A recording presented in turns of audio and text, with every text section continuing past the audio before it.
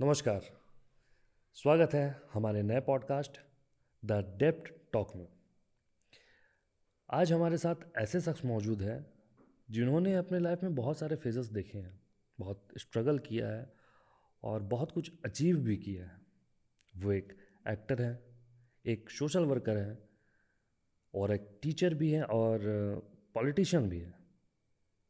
चौंक गए ना? चलिए मिलाते हैं उनसे, कौन है वो।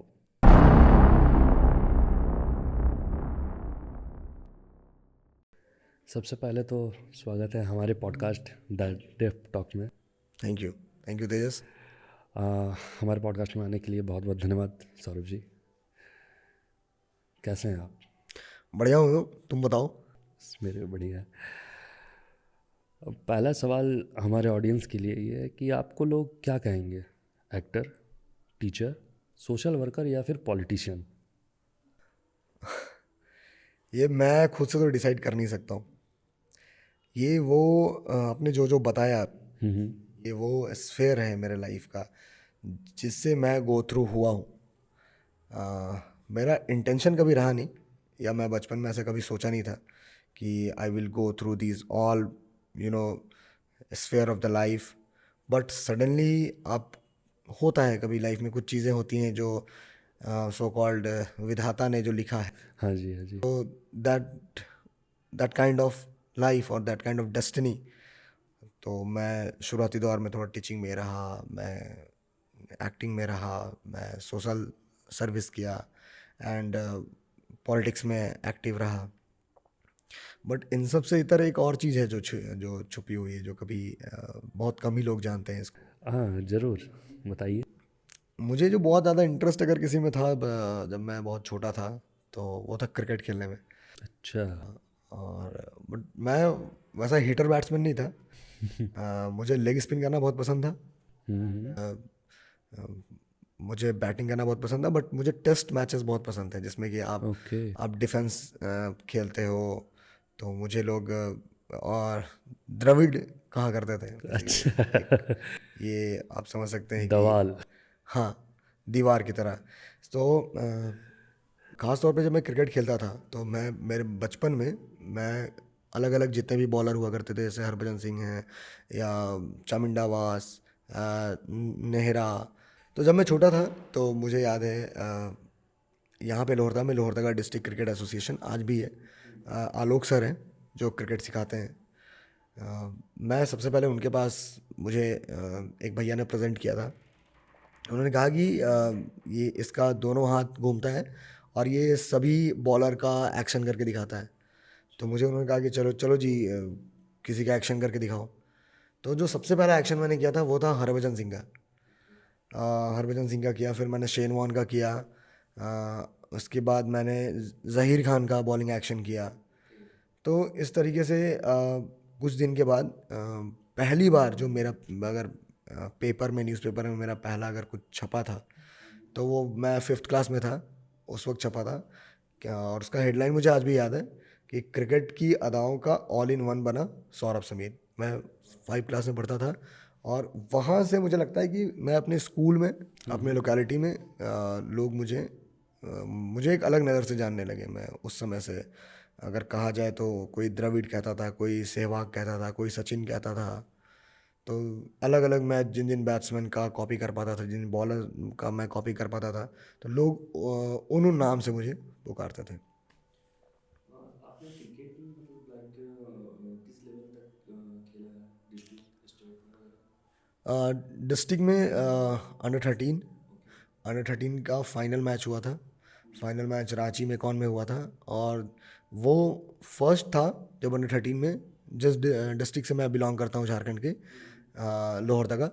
लोहरदगा डिस्ट्रिक्ट फर्स्ट टाइम, अगर अंडर 13 का पूरे ऑल ओवर झारखंड अगर उन्होंने फाइनल जीता था, तो I was also the part of that team, and I am very proud of that. And second, school में जब मैं था तो मैं स्कूल से भी खेला। मैं स्कूल से, हमारे यहाँ MHRT होता है, महात्मा हंसराज टूर्नामेंट होता है एथलीट्स को लेकर के।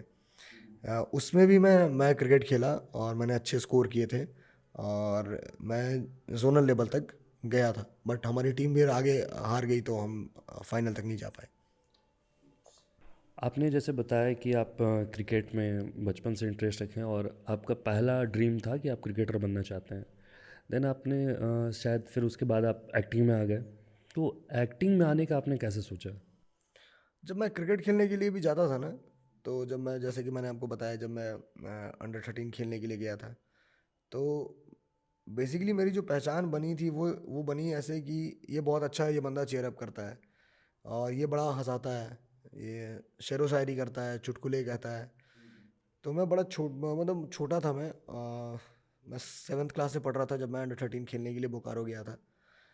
और वहाँ से धीमा धीमा ऐसा लगना लगने लगा कि मेरे पास समथिंग कुछ तो अलग है, जो जो क्रिकेट से अलग है।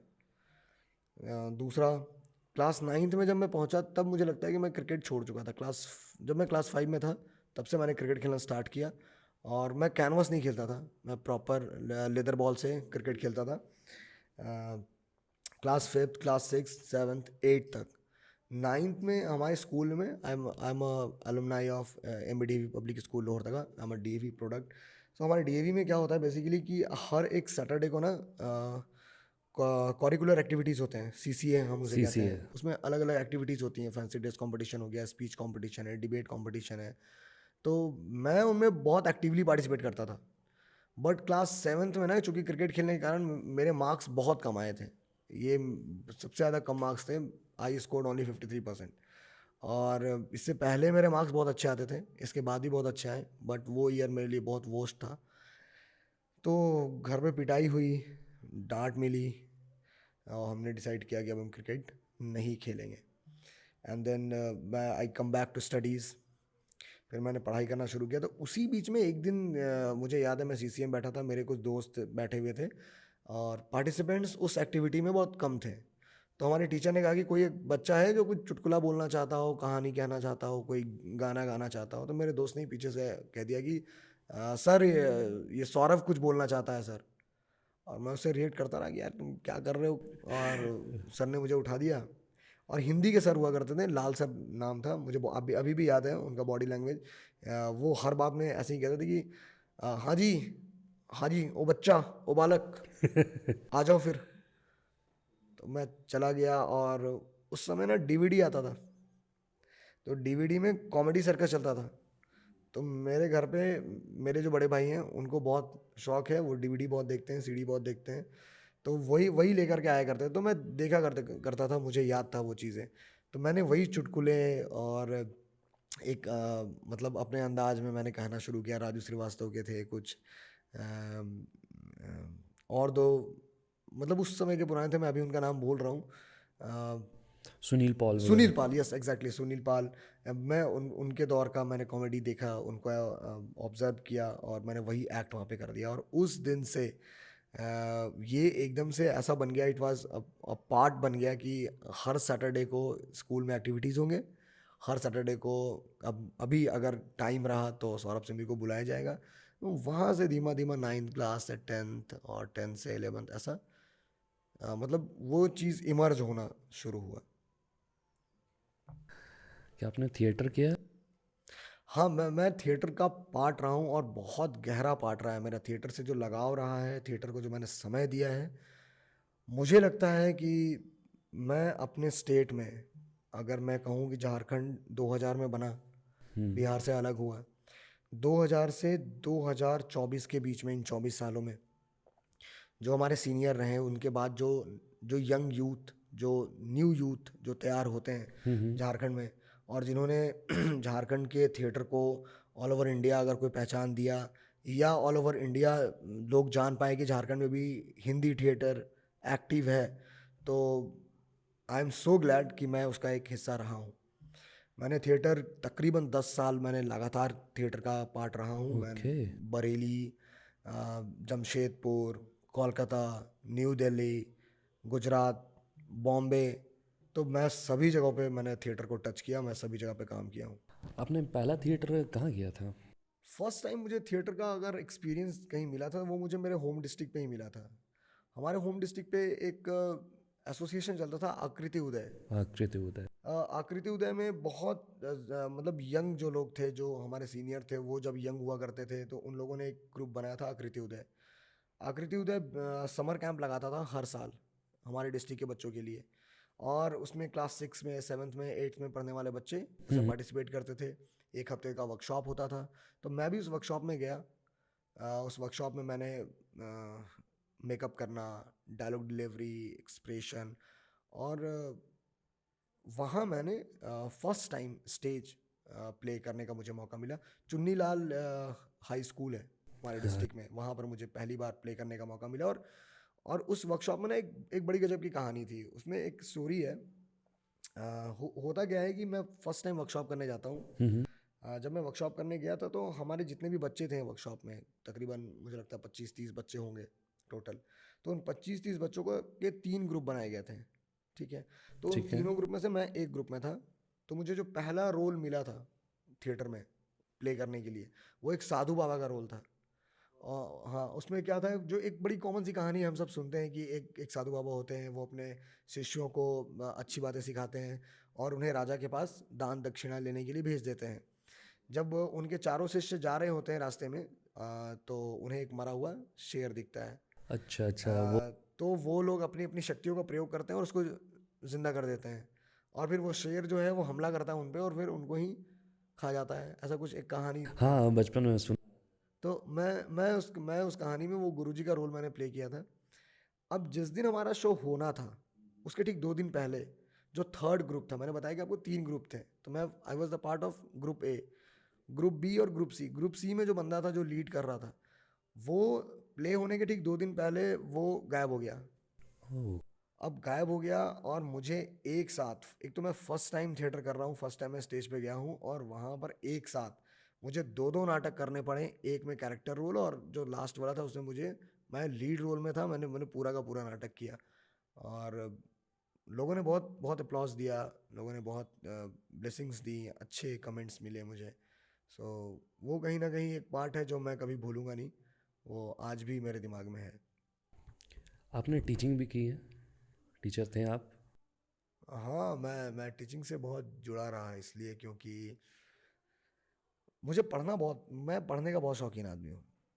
बट मैं किसी सिलेबस में बंध के नहीं पढ़ना चाहता।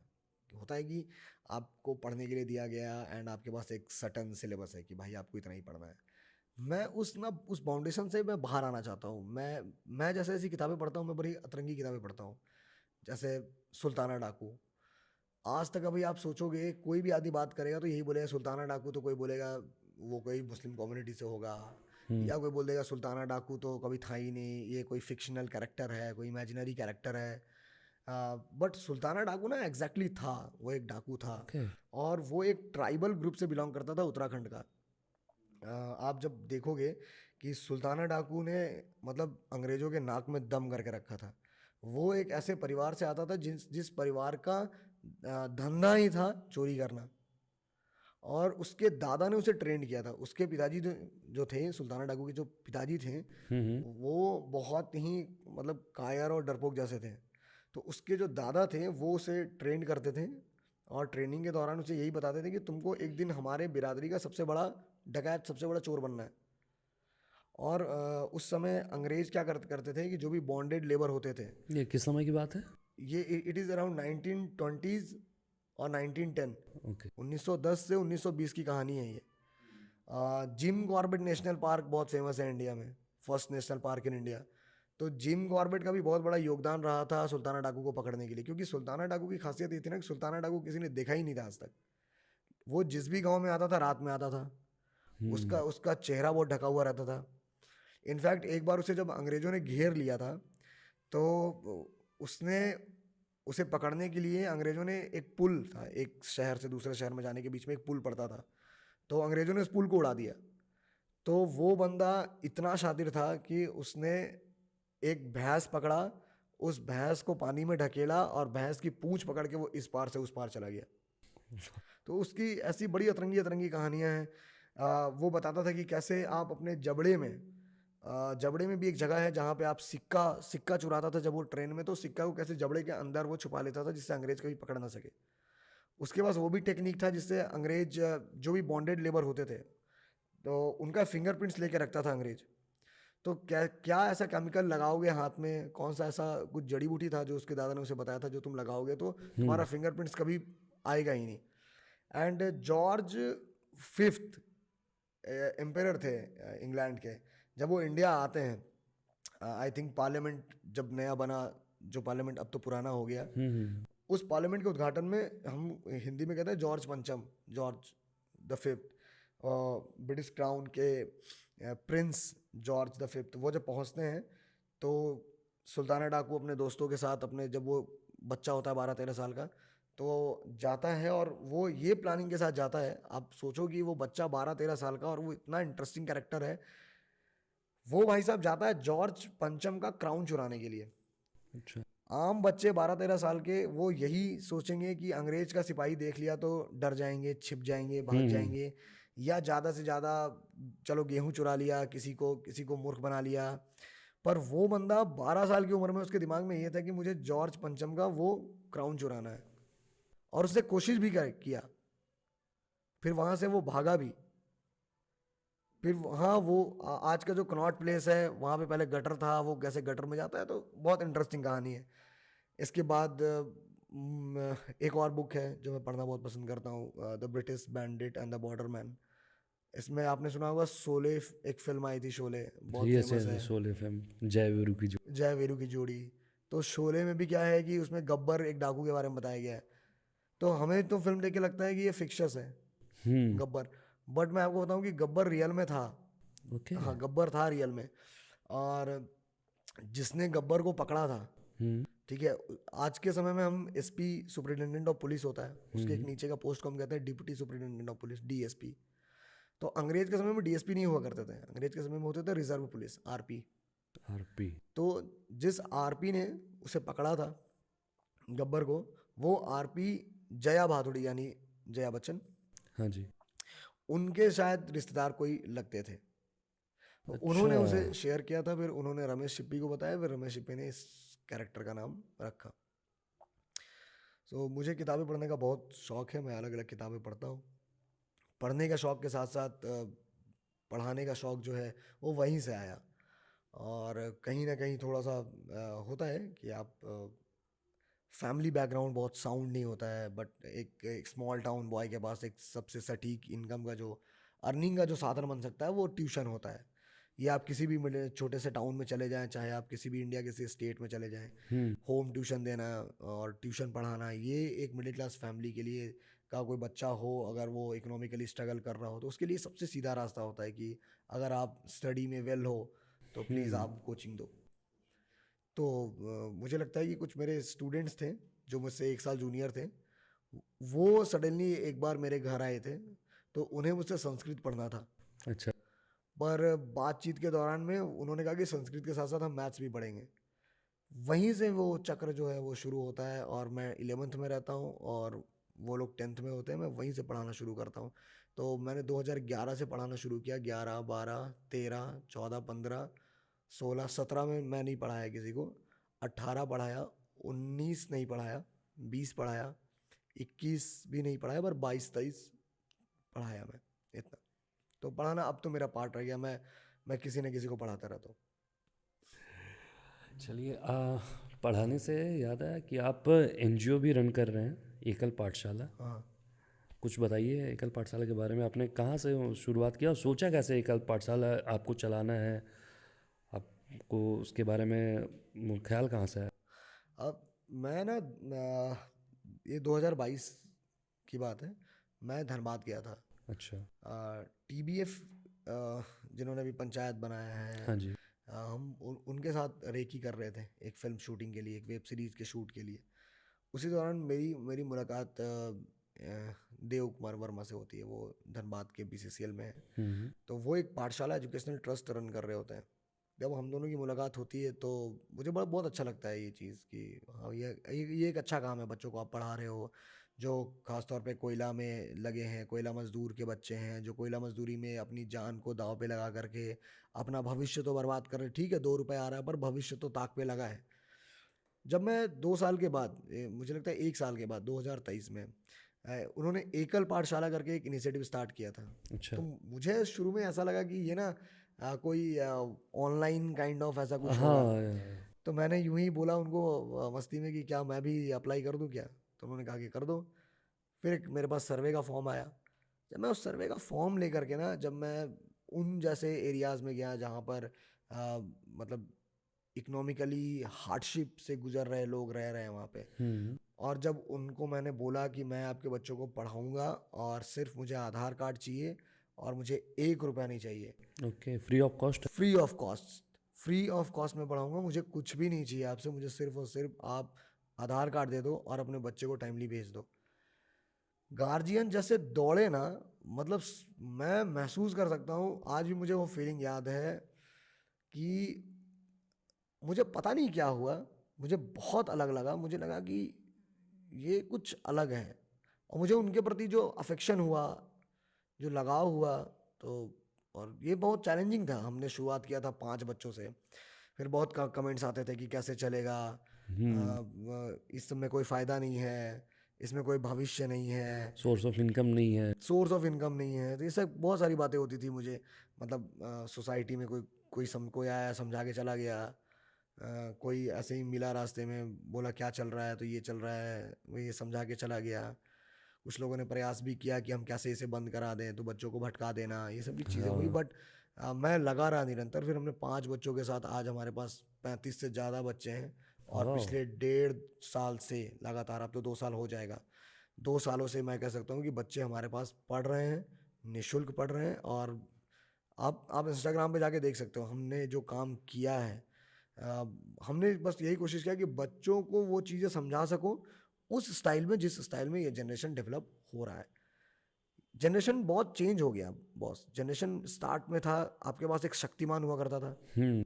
एक विलेन में किलविस हुआ करता था। किलविस को किसी ने नहीं देखा, ठीक है, बट शक्तिमान से लड़ते लड़ते अब हमारे पास समय आ गया कि अब हमारे पास थैनोस है, हाँ जी। ठीक है।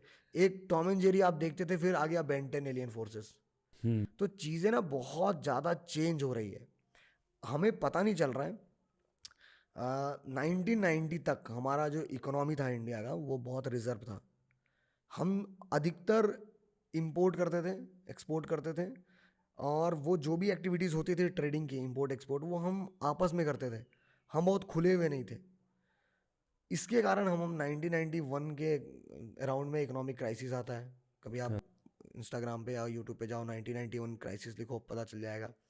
उस समय के फाइनेंस मिनिस्टर मनमोहन सिंह वो जाते हैं वर्ल्ड बैंक के पास, तो वर्ल्ड बैंक नकार देता है। फिर वो आईएमएफ के पास जाते हैं, तो आईएमएफ उनके पास एक शर्त रखता है कि मैं तभी आपको पैसा दूंगा जब आप 2-3 नए कॉन्सेप्ट लेकर के आओगे, इंट्रोड्यूस करोगे। जिसमें कि फर्स्ट था लिबरलाइजेशन। आप अपनी इकोनॉमी को लिबरलाइज कर दो और अपनी इकोनॉमी को ग्लोबलाइज कर दो। ग्लोबलाइजेशन और लिबरलाइजेशन होने के बाद जब इकोनॉमी पूरी लिबरल हो गई, जब जब हम बाहर से लोग इंटरेक्ट होने लगे, मल्टीनेशनल कंपनीज इंडिया में धीमा धीमा धीमा धीमा अपना सेटअप बढ़ाने लगी, तो आप देखोगे कि जो सबसे ज़्यादा इन्फ्लुएंस अगर कहीं हुआ है तो वो सिनेमा का सेक्टर रहा है। सिनेमा का सेक्टर रहा है। मतलब ऐसे कई फिल्में हैं आप देख सकते हैं जिसमें कि जो हीरो है वो एब्रॉड में पढ़ाई करता है, वो एब्रॉड से घर आ रहा है, या फिर वो कंप्यूटर इंजीनियरिंग कर रहा है, वो एनिमेशन से कार्टून बनाना चाहता है, वो गेम बनाना चाहता है, वो कोई बिजनेस करना चाहता है, वो डिस्को में जा रहा है, वो पब में जा रहा है। तो वेस्टर्न कल्चर का इन्फ्लुएंस होना, वो मल्टीनेशनल कंपनीज का आना, कॉरपोरेट का आना, वो धीमा धीमा, हम एक साइड तो ये समझ सकते हैं कि हम हमारा जो सोच है और सोचने का जो दायरा है वो तो बढ़ रहा है, नो डाउट। हमने बताया ना आपको, जब हम शक्तिमान को सोच रहे थे, हाँ। अब हमारे पास थैनोस है। अब हमारा चैलेंज मल्टीवर्स है। एक समय हमारा चैलेंज सिर्फ एक यूनिवर्स होता था, अब हमारे सामने एक मल्टीवर्स है। तो जैसे जैसे ये ज़माना बदलते चला जा रहा है, सोसाइटी बदलते चली जा रही है, हम जो जनरेशन है 90s के, उनमें जो चेंजेस आए हैं वो बहुत अलग चेंजेस है। ये चेंजेस दोबारा कभी नहीं देखने को मिलेगा, क्योंकि नहीं। 90s वो जनरेशन है जिसके पास संस्कार भी है और जिसके पास मॉडर्न व्यू भी है। बट आफ्टर 90s के बाद जो 20s के जो बच्चे हैं, तो इनमें थोड़ा ये चीज़ कम मिलता है देखने के लिए। हाँ, अब तो जनरली अब हम हमारे टाइम पे ऐसा रहा कि हम लोग मोबाइल भी नहीं देखे और अब मोबाइल देख भी रहे हैं। हमने मोबाइल को मतलब बनते देखा। जिस तरह से मोबाइल सेक्टर में, टेलीकॉम सेक्टर में जो चेंजेस आए हैं, हाँ। उन चेंजेस को 90s के बच्चों ने बहुत अच्छे से फील किया है। इनफैक्ट कि 2G में फेसबुक का चलने से लेकर के यूट्यूब के बफरिंग तक, और 2G 3G वाला जो एक्सपीरियंस होता था बहुत ह्यूमिलिएटिंग होता था भाई। हाँ। आप रिचार्ज कराने जा रहे हो, 2G का रिचार्ज कराने पहुंच गए, कोई एक बंदा आया, उसने बोला भैया मेरा 3G रिचार्ज करा दो, ठीक है, तो वो जो एक ह्यूमिलिएशन फील होता था, यार हम अभी भी 2G में लगे हैं, सामने वाला बंदा 3G चला रहा है। जिसके मोबाइल में 3G होता था वो गाना बजाता था, हम उसके गाने सुनते थे कि भाई इसके पास 3G है। 3G है मतलब एक अलग लेवल है सोसाइटी में, ठीक है। तो इसके बाद धीमा धीमा 2016 का दौर आता है जहाँ पे जियो आता है। तो जियो ने जो रिवॉल्यूशन लेके आया, उन लोगों ने फ़ोन दिया, फ़ोन के साथ 4G सेट के साथ 4G आपको इंटरनेट मिला, 3 महीने के लिए फ्री मिला। तो इंडिया के पास ना बहुत बड़ा कंटेंट का मार्केट है। इंडिया में इतना टैलेंट है, इतना टैलेंट है कि आप कोई भी सेक्टर उठा लो, चाहे आप शिपिंग उठा लो, आप कुकिंग उठा लो, आप आर्ट एंड क्राफ्ट उठा लो, आप स्टडीज़ उठा लो, आप टीचिंग उठा लो, आप स्पोर्ट्स उठा लो। इंडिया के पास ना सिर्फ टैलेंटेड लोग हैं, मल्टी टैलेंटेड लोगों की भी कोई कमी नहीं है। तो इंटरनेट ने एक तरफ तो बहुत सारे टैलेंट को बाहर निकाला, पर कहीं ना कहीं इंटरनेट हमारे लिए अच्छा भी रहा, पर कहीं ना कहीं हमारे लिए निगेटिव भी रहा। एक तरफ जहां हम कोई इन्फॉर्मेशन को, सपोज कीजिए कि आप रहते हो किसी एक जगह पे, वहां से 20 किलोमीटर दूर कोई एक्सीडेंट हो गया, तो just because of the internet and just because of WhatsApp आपको वो information within minute, within a second मिल गया कि भाई इस जगह पर ऐसा ऐसा ऐसा घटना घटा है। आपको इसका बेनिफिट हुआ। अब ये जब मैसेज स्प्रेड होता है तो वो जो मास जिसमें वो पब्लिक जिसमें वो मैसेज स्प्रेड होता है, उसमें से ही कोई एक बंदा हो सकता है, उनका कोई रिलेटिव हो, परिजन हो या सिबलिंग हो, कोई भी एक आदमी हो। अब वहीं इसका एक बैड इम्पैक्ट भी देखिए ये पड़ता है कि कभी कभी लोग मारपीट करते हुए वीडियो बनाते हैं, मॉब लिंचिंग करते हुए वीडियो बनाते हैं, छेड़खानी करते हुए वीडियोस बनाते हैं, या रिलीजियस, बहुत सारे रिलीजियस स्प्रेड हाँ, फैलता आप जो हैट्रेड फैलाया जा रहा है उस पर वीडियोस बनाते हैं। तो इसका ये गलत है। तो ये चीज़ें नहीं होनी चाहिए। There must be some kind of rules and regulations कि आप इन चीज़ों को रोकें। आप कंटेंट में भी एक फिल्ट्रेशन लाएं। ऐसे इस तरह के कंटेंट को प्लीज़ ना तो आप शेयर करो, ना आप आगे बढ़ाओ, आप अवॉइड करो। है। हाँ, आपने बताया कि आप एक्टिंग में थिएटर किए हैं, स्टेट लेवल पे, नेशनल लेवल पे। आपने मुंबई जाने का कैसे सोचा? कब गए थे आप? मुझे जहाँ तक याद है, मैं 19 साल का था। मुझे वो दिन अभी भी याद है, 2 अगस्त 2014 का दिन था। वो साल था 2014, 2 अगस्त का दिन था। 19 साल मेरी उम्र थी, और मैं उस वक्त मुंबई चला गया। और मुझे कोई बताने वाला नहीं था कि बरसात के समय में मुंबई नहीं जाना चाहिए, क्योंकि बारिश में कोई काम नहीं होता है। और मैं पहली बार मुंबई पहुंचा बहुत जोश में भाई। जो जो जेनविन जो भी आर्टिस्ट होता है, स्ट्रगलिंग एक्टर होता है, जब वो मुंबई जाता है तो उसके अंदर एक अलग ही इंथुजियाज्म होता है हाँ। कि मतलब भाई हिला देंगे, उड़ा देंगे, काइंड ऑफ, समझ रहे हो। तो उस फीलिंग के साथ मैं वहाँ पहुँचा था, ट्रेन से उतरा तो मुझे वो सारी चीज़ें एक मतलब गोविंदा की तरह लग रही हैं कि मैं भी आया हूँ इस शहर में रूल करने, काइंड ऑफ, समझ। तो ये सब चीज़ें रही। जब मैं वहाँ मुंबई पहुँचा तो फर्स्ट टाइम जो मुझे जहाँ मुझे रहने का मौका मिला, मेरा मेरा एक दोस्त है राकेश, मैं उसके पास रुका। नाला सुपारा एक जगह है हाँ। विरार के पास, हम वहाँ रुकते हैं। और अब मुझे याद है अभी बहुत अच्छे, जब मैं शुरुआती दौर में गया तो हमने काम ढूंढना शुरू किया। तो हमने ऑडिशंस दिए, तो लोग हमें कहते थे कि भाई तुम तो नया कब आए हो, तो हम बताते थे ऑनेस्टली कि भाई अभी तो 1 महीना हुआ है। तो अच्छा अच्छा, अभी 1 ही महीना हुआ है तो अभी तो आए हो, अभी ज़रा घूमो देखो। तो ये लाइन ना मैं कई बार सुन लिया, 2 बार 3 बार 4 बार, कि अभी तो नए हो, आए हो, अभी देखो घूमो। तो एक से मैं भिड़ गया। मैंने कहा कि भाई मैं नया हूँ, पुराना हूँ, ये क्या मतलब, मैं कोई टूरिस्ट थोड़ी हूँ कि आया हूँ मैं घूमूंगा जाऊँगा। आपके पास काम है तो बताइए, नहीं काम है तो बता दीजिए कि नहीं है। तब धीमा धीमा हमने सोचा कि भाई अब पैसे भी हैं हमारे पास, बहुत लिमिटेड हैं, पैसे ख़त्म हो रहे हैं। तो हमने डिसाइड किया कि हम चलेंगे काम ढूंढने। मैं था, मेरा एक दोस्त था राकेश, और एक दोस्त था, हम लोग 3 जने थे। तो अभी भी मुझे याद है कि हम लोगों ने अंडा कढ़ी बनाया था खाने में, और हम अंडा कढ़ी खा रहे थे। हमने बैठ के विचार किया कि क्या करना है। तो मैं बोला कि यार मेरे पास एक आइडिया है, हम लोग काम ढूंढने चलते हैं। तो क्या काम करेंगे? तो हम लोगों ने सोचा कि बियर बार में चलेंगे काम करने, वहाँ पे वेटर का काम ढूंढेंगे।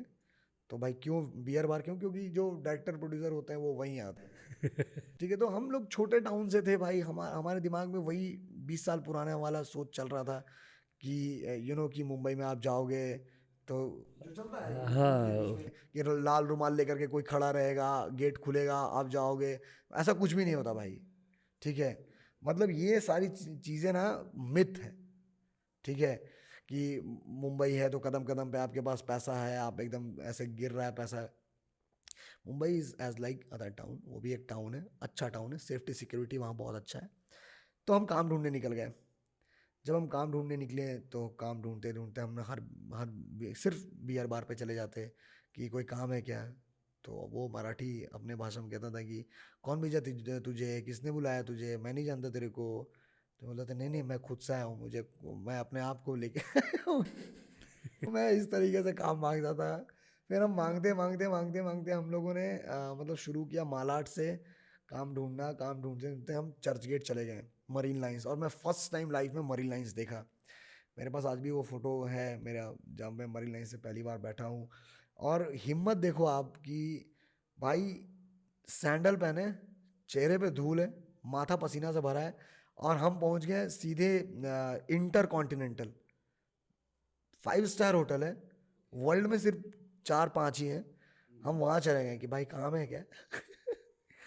तो इस तरीके से बहुत इंटरेस्टिंग हुआ। और फिर ढूंढते ढूंढते मुझे जो पहला काम जो मुझे मिला इंडस्ट्री में, अकबर बिरबल एक सीरियल आता था बिग मैजिक पे, हाँ जी। मुझे क्रेन ऑपरेटर के असिस्टेंट का काम मिला था।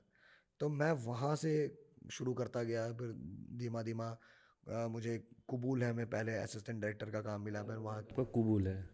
फिर कबूल है में मुझे पहली बार टीवी में आने का मौका मिला। और जब वो रोल करके मैं अपने घर वापस आया, जो जैसे मेरे दोस्तों का रिएक्शन था, तो नो डाउट मुझे बहुत मतलब ये फील हुआ कि ये कुछ अलग है, जो भी हुआ है ये अलग है। तो वापस 2015 में मैंने रांची में थिएटर करना शुरू किया। मैं मुंबई नहीं गया, मैं थिएटर करना शुरू किया क्योंकि पहली बार मुंबई से जब वापस आया था तो बहुत सारा खौफ था मन में। मैं इतना डर गया था पहली बार क्योंकि मुझे कोई काम नहीं मिला। मैं क्रेन मैन ऑपरेटर असिस्टेंट का काम कर रहा हूँ, पैसे नहीं मिल रहे हैं, 2 महीने हो गए भाई। फिर वापस आया। वापस आने के बाद मैं सोच लिया कि नहीं जाऊँगा भाई। बट यहाँ पे मैं लगातार 8 महीने काम करते करते, होता है जब आप किसी चीज़ के पीछे लगते हैं तो कभी ना कभी आपको वो चीज़ें स्ट्राइक करती हैं। फिर सडनली एक बार लगा कि नहीं, मुझे वापस एक बार कम बैक करना चाहिए। मैं वापस 2015 में, मुझे याद है 15 फरवरी 2015 को मैं दोबारा गया वापस। और वहाँ जब मैं दोबारा गया तब मुझे कबूल है में काम करने का मौका मिला। कबूल है में मैंने काम किया। इसके बाद में लगातार 6-7 सीरियल किए मैंने, 2-3 फिल्में की। मैंने प्रकाश झा जी के साथ काम किया। मैंने उनकी उनकी एक फ़िल्म है परीक्षा। हालांकि प्रकाश झा जी की बहुत सारी फिल्में हैं, अपहरण है, आरक्षण है, राजनीति है, चक्रव्यूह है। बट परीक्षा में मेरा रोल बहुत बड़ा नहीं था, बहुत छोटा था, बट बहुत इम्पोर्टेंट वो रोल था क्योंकि मेरे डायलॉग से ही फिल्म का ट्रेलर स्टार्ट होता है। तो ये मैं झारखंड का वो पहला आर्टिस्ट हूँ जिसके वॉइस से, जिसके डायलॉग से प्रकाश झा जी की फिल्म का ट्रेलर स्टार्ट होता है। ये क्रेडिट मुझे ही मिला आज तक, ये अभी तक और किसी को नहीं मिला। इसके बाद मैंने क्राइम पेट्रोल के एपिसोड्स किए, मौका वारदात किया।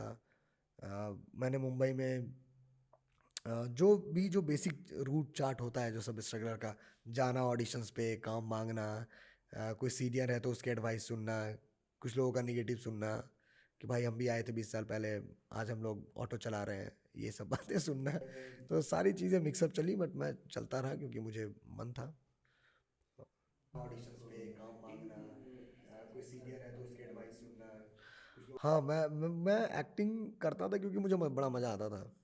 बट जब मैं एक्टिंग करते करते करते खुद को एक्सप्लोर किया तो मैं ये पाया कि मेरे पास कुछ और भी चीज़ें हैं जो मैं मुझे चाहिए मैं उसे एक्सप्लोर करूं।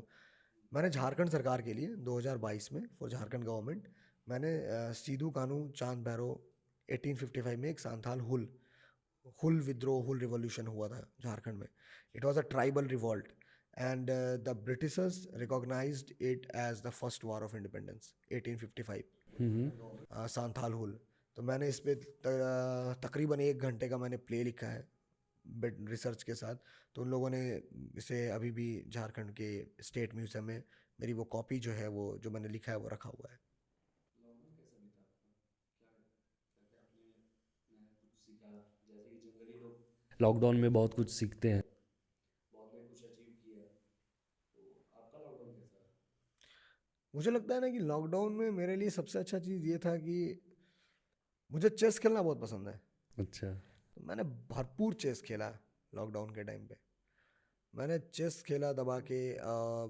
मेरा खुद का एक थिएटर ग्रुप हुआ करता था, जो मैंने 2019 में बहुत मेहनत करके बनाया था। मैंने 2 शो बॉम्बे में किए, दोनों शो हाउसफुल गए।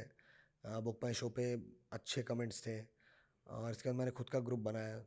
तो जब मैं 2016 में, जब मैंने झारखंड में खुद का थिएटर का एक ग्रुप बनाया था, इसमें लोग रामगढ़ से थे, हजारीबाग से थे, रांची से थे, गुमला से थे।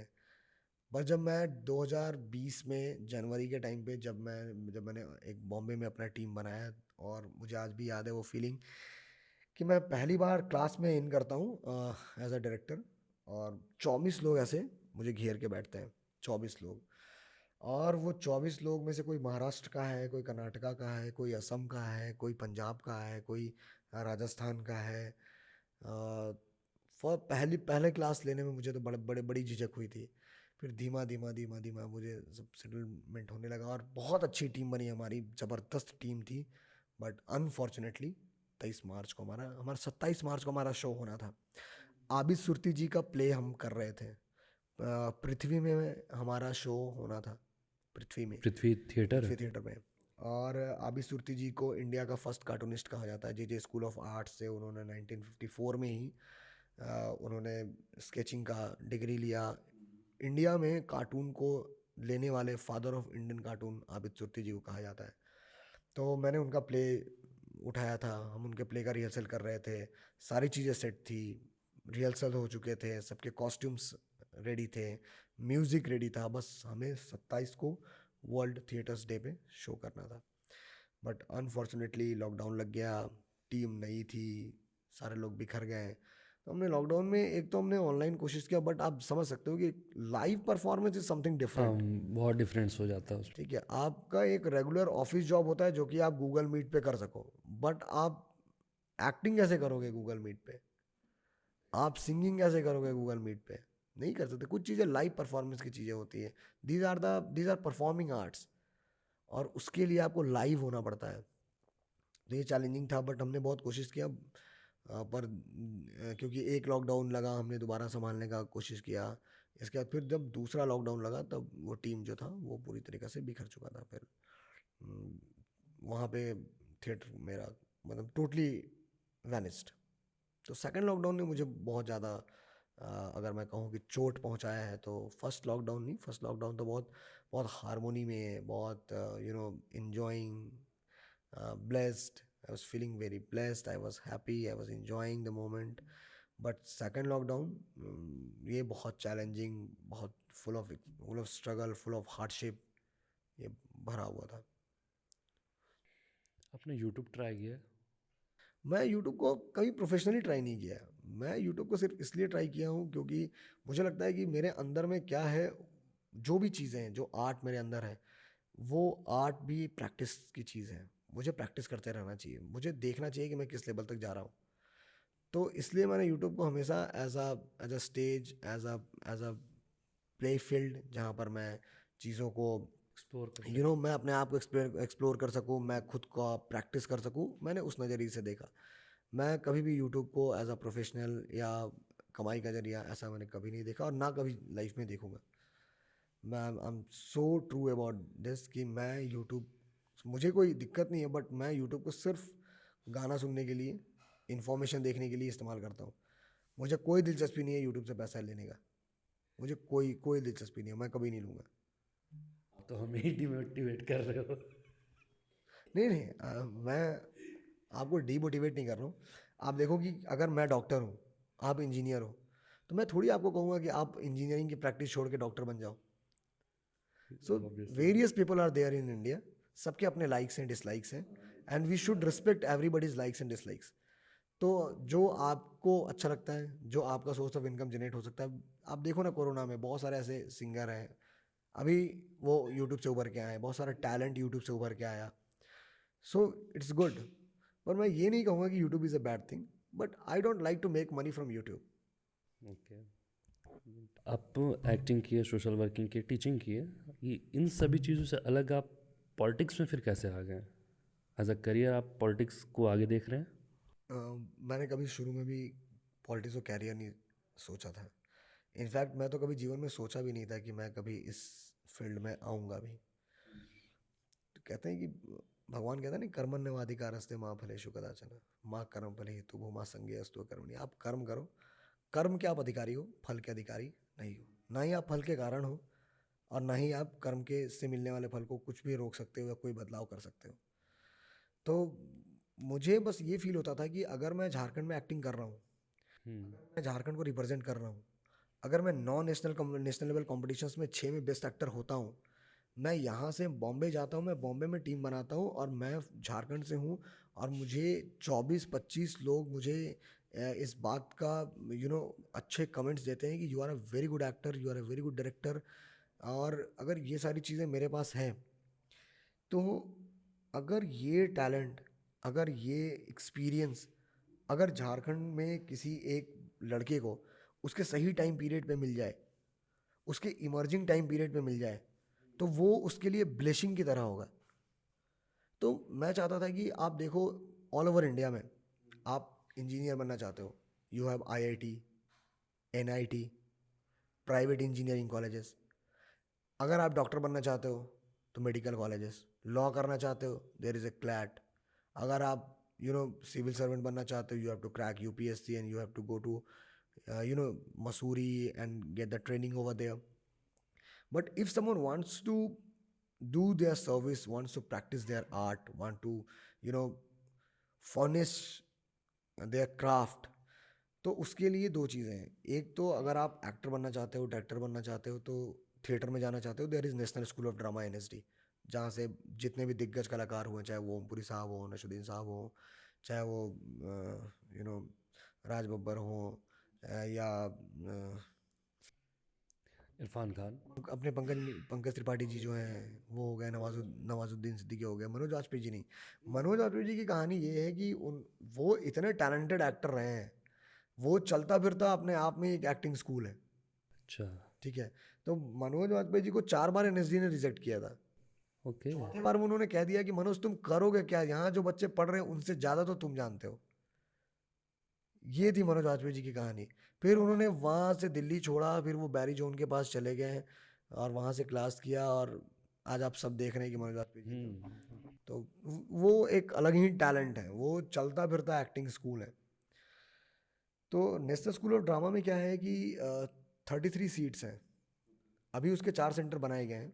बेंगलुरु में है, एक त्रिपुरा में है, एक बनारस में है, और एक सेंटर है मेघालय में शायद। तो ये 4 सेंटर हैं, बट सीट 33 है और यहाँ की पब्लिक 140 करोड़। ये चारों सेंटर मिला के 33 सीट। चारों सेंटर में 20-20 सीट हैं, बट मेन जो NSD है, जहाँ से आपको 3 साल का जो सर्टिफिकेट मिलता है, जहाँ आप मेन NSD का कोर्स करते हो 3 साल का, जहाँ PG डिग्री जहाँ से आप लेते हो, उसमें मैक्सिमम 33 सीटें हैं। उसमें भी आपको बांग्लादेश से भी लोग को लेना है, अफगानिस्तान से भी लोग को लेना है, नेपाल से भी लोग को लेना है। ठीक है, उसमें फिर रिजर्वेशन भी है। तो ये सारी चीज़ें थी, तो मुझे ये लगा कि परफॉर्मिंग आर्ट्स ऐसा चीज़ है जहाँ पे इस तरह की चीज़ें नहीं होनी चाहिए। सीट्स बढ़नी चाहिए और हर एक स्टेट के पास ना अपना खुद का ऐसा कोई फंक्शनिंग इंस्टीट्यूशन होना चाहिए जहाँ से वो आर्ट को प्रैक्टिस कर सके, लोग क्राफ्ट सीख सके, क्राफ्ट की टेक्निक सीख सके। तो इसके लिए मैं हफीजुल हसन एक मतलब अभी तो मंत्री नहीं है, पहले वो मंत्री थे, कला संस्कृति खेलकूद युवा कार्य विभाग, इसके ये झारखंड प्रदेश के। सरकार में। तो मुझे याद है कि मैं उनके पास गया था।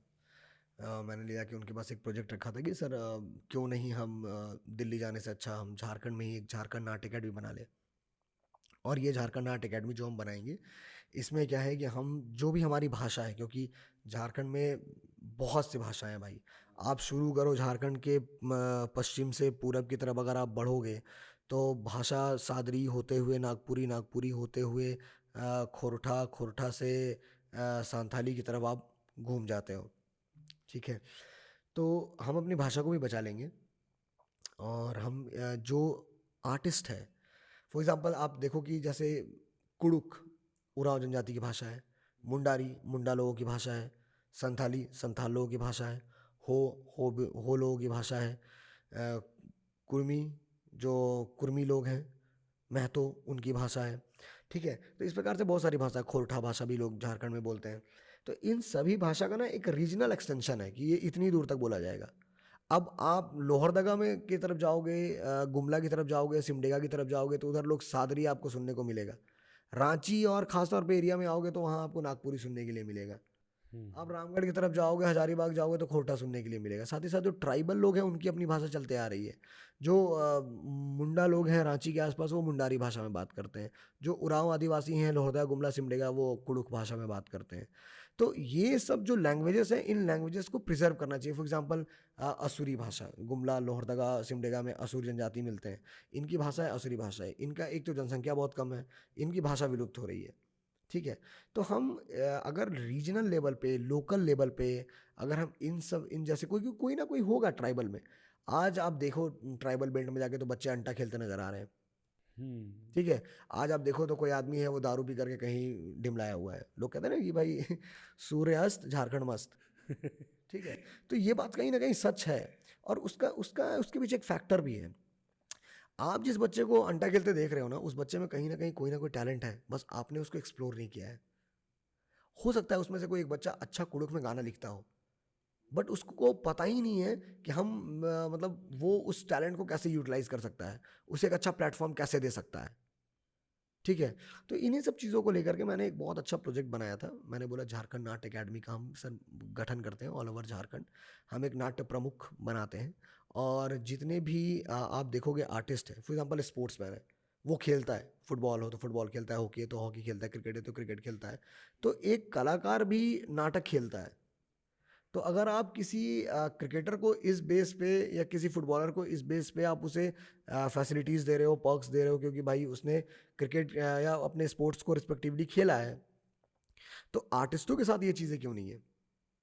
आप अक्सर देखोगे कि आर्टिस्ट है बांसुरी बजाता है, ट्रेन में भीख मांग रहा है।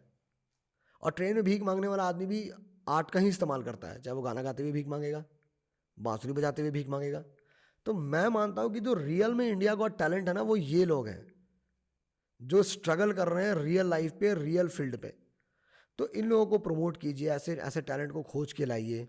आर्टिस्टों को आप प्रेफरेंस दीजिए जो उसे मिलना चाहिए। यहाँ की भाषा जो रीजनल भाषा है उसमें कविताएं हो, नाटक हो, कहानियाँ हो, ये सब। क्योंकि लिटरेचर और साहित्य जो है ना वो बड़ी मज़ेदार चीज़ें हैं। साहित्य वो चीज़ें हैं कि उसका इम्पैक्ट सिनेमा भी अछूता नहीं रहा है साहित्य के इम्पैक्ट से। पर सर ने 2 बार 3 बार 4 बार 5 बार जो कॉमनली आप फिल्मों में देखते हैं, जस्ट वैसा ही कि आप जा रहे हैं तो मंत्री साहब के पास समय नहीं है तो बाद में आना, तो हाँ मेरे डायरेक्टर को सुना दो, मेरे पीए को सुना दो, तो आप उस विभाग में चले जाओ, तो फलाने विभाग में चले जाओ। तो वो चक्कर काटते काटते काटते काटते धीमा धीमा एक पार्टी है all Jharkhand students union AJSU, और ओके।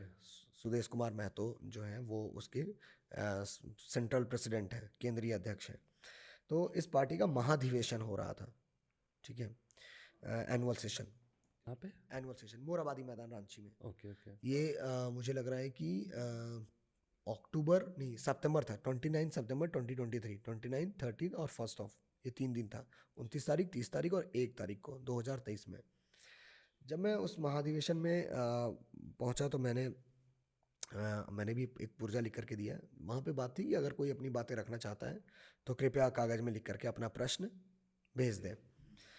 मैंने जो अपना प्रश्न भेजा तो मेरा यही था कि क्या झारखंड की क्या जिस प्रकार से सरकार ने खुद के पावर को डिसेंट्रलाइज कर लिया कि सेंट्रल से स्टेट, स्टेट से पंचायत, तो क्या आर्ट डिसेंट्रलाइज होगा या नहीं होगा?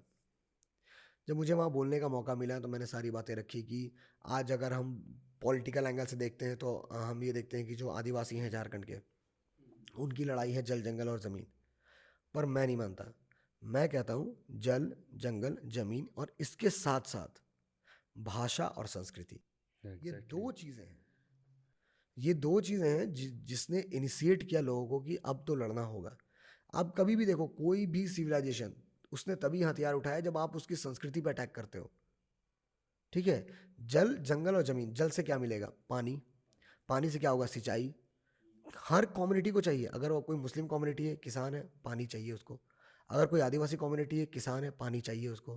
कोई हिंदू कम्युनिटी है, क्रिश्चियन कम्युनिटी, तो भाई पानी तो यूज़ करने का चीज़ है और ये एक नेचुरल रिसोर्स है। जंगल, जंगल आपको वो बहुत सारा नेचुरल प्रोडक्ट देगा।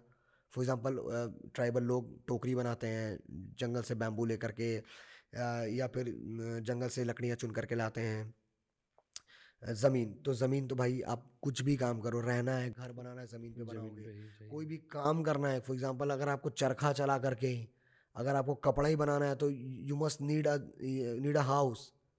आपको एक छत चाहिए जिसके नीचे आप कोई कारोबार कर सकते हैं। तो जल, जंगल और ज़मीन एक ऐसा चीज़ है जहाँ पे कॉन्फ्लिक्ट पैदा हो सकता है, बट उससे क्रांति नहीं आती। क्रांति तब आएगी जब आप किसी की भाषा और किसी की संस्कृति में हस्तक्षेप करोगे। तो यही चीज़ें हुई जब अंग्रेज़ों ने आदिवासियों के भाषाओं का मजाक उड़ाना शुरू किया, उनकी संस्कृति का मजाक उड़ाना शुरू किया, तब उन लोगों ने हथियार उठाया। तो एक तो उनका टैक्स का सिस्टम था जिससे वो बहुत ज़्यादा परेशान थे, लेकिन अंग्रेज़ों से बहुत ज़्यादा परेशान होने ज़्यादा वो बंगाली ज़मींदारों से ज़्यादा परेशान थे। तो अगर मैं बात करूँ ख़ास तौर पे इस परिप्रेक्ष्य में झारखंड में, तो भाषा और संस्कृति बहुत अहम चीज़ रही है। आज भी आप देखो कि बहुत जगह पे धुमकुड़िया नहीं बना है, क्योंकि आदिवासियों के लिए बहुत बहुत इंपॉर्टेंट चीज़ है अखरा, धुमकुड़िया, ठीक है। क्या ये ये क्या धुमकुड़िया क्या होता है ये? धुमकुड़िया में बेसिकली क्या होता है, जो यूथ यंग होते हैं आदिवासी ट्राइबल बेल्ट में, वो चाहे वो मुंडारी हो, चाहे उरांव हो, चाहे बिरहोर हो, असुरी हो, खिरवार हो, नगेसिया हो, कोई भी ट्राइबल हो, जब उसके यंग जो यूथ होते हैं, जो युवा होता है उनमें, अगर युवा को कोई डिस्कस करना हो, कोई ऐसा स्टेप लेना हो गांव से संबंधित कि हमें ये एक स्टेप लेना होगा, गांव को लेकर के ये इशू आ रहे हैं, लड़ाई झगड़ा हो रहा है, या कुछ कुछ भी ऐसा यूज़ करना हो जिसमें युवा संलग्न हो, तो वो धुमकुड़िया में बैठ के डिस्कस करते हैं। It is a kind of सामुदायिक भवन। वो अखरा अखरा इज़ फॉर ऑल। उसमें बुजुर्ग भी रहेंगे, उसमें युवा भी रहेगा, महिलाएं भी रहेंगी, बच्चियां भी रहेंगी। तो Akhra is for all. Akhra is just for, आप वहाँ पे नाच गाना हो सकता है, मीटिंग हो सकती है, ठीक है, but Akhra is for all, Dhumkuria is for young youths. Okay. तो ये सारी चीज़ें हैं। आज बहुत जगह पे धुमकुड़िया नहीं बना है, कहीं पे अखरा बना है, तो कहीं पे आपके पास अखरा तक पहुँचने का रोड ही नहीं है।